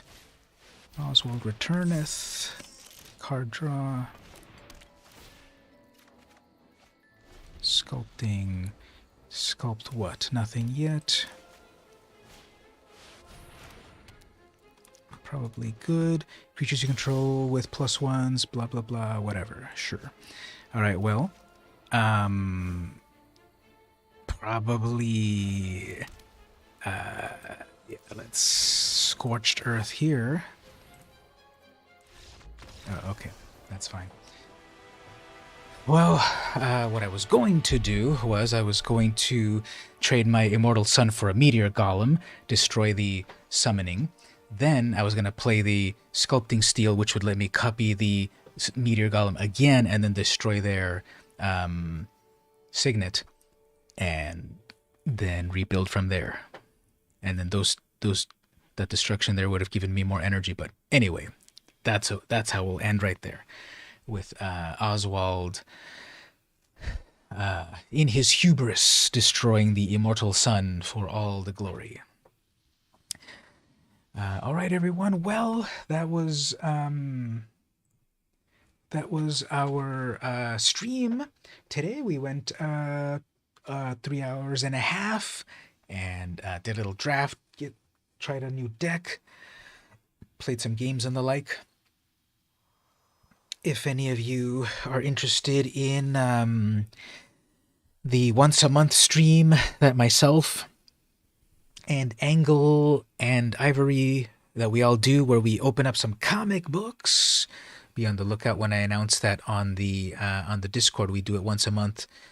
We haven't figured out a day and time to do that yet, so we'll announce it. But they recently bought 20,000 comics, so they've got plenty of comics to show off, and I have comics to show off too. So that if you're into talking about comics and the like, come hang out.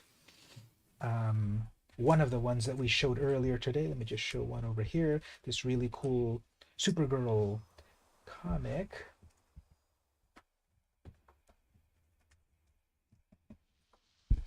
By the very talented Art Germ. He makes these really cool covers. And so here we have Supergirl just blissfully floating. Superman's over here saying, hey, don't forget about me. And her hair blowing and the cape blowing. Some cool art on that. So be on the lookout for that when I announce that. It's a once-a-month plan at the moment. So up, and away with Supergirl for the next stream. Thanks, everyone, for coming to hang out.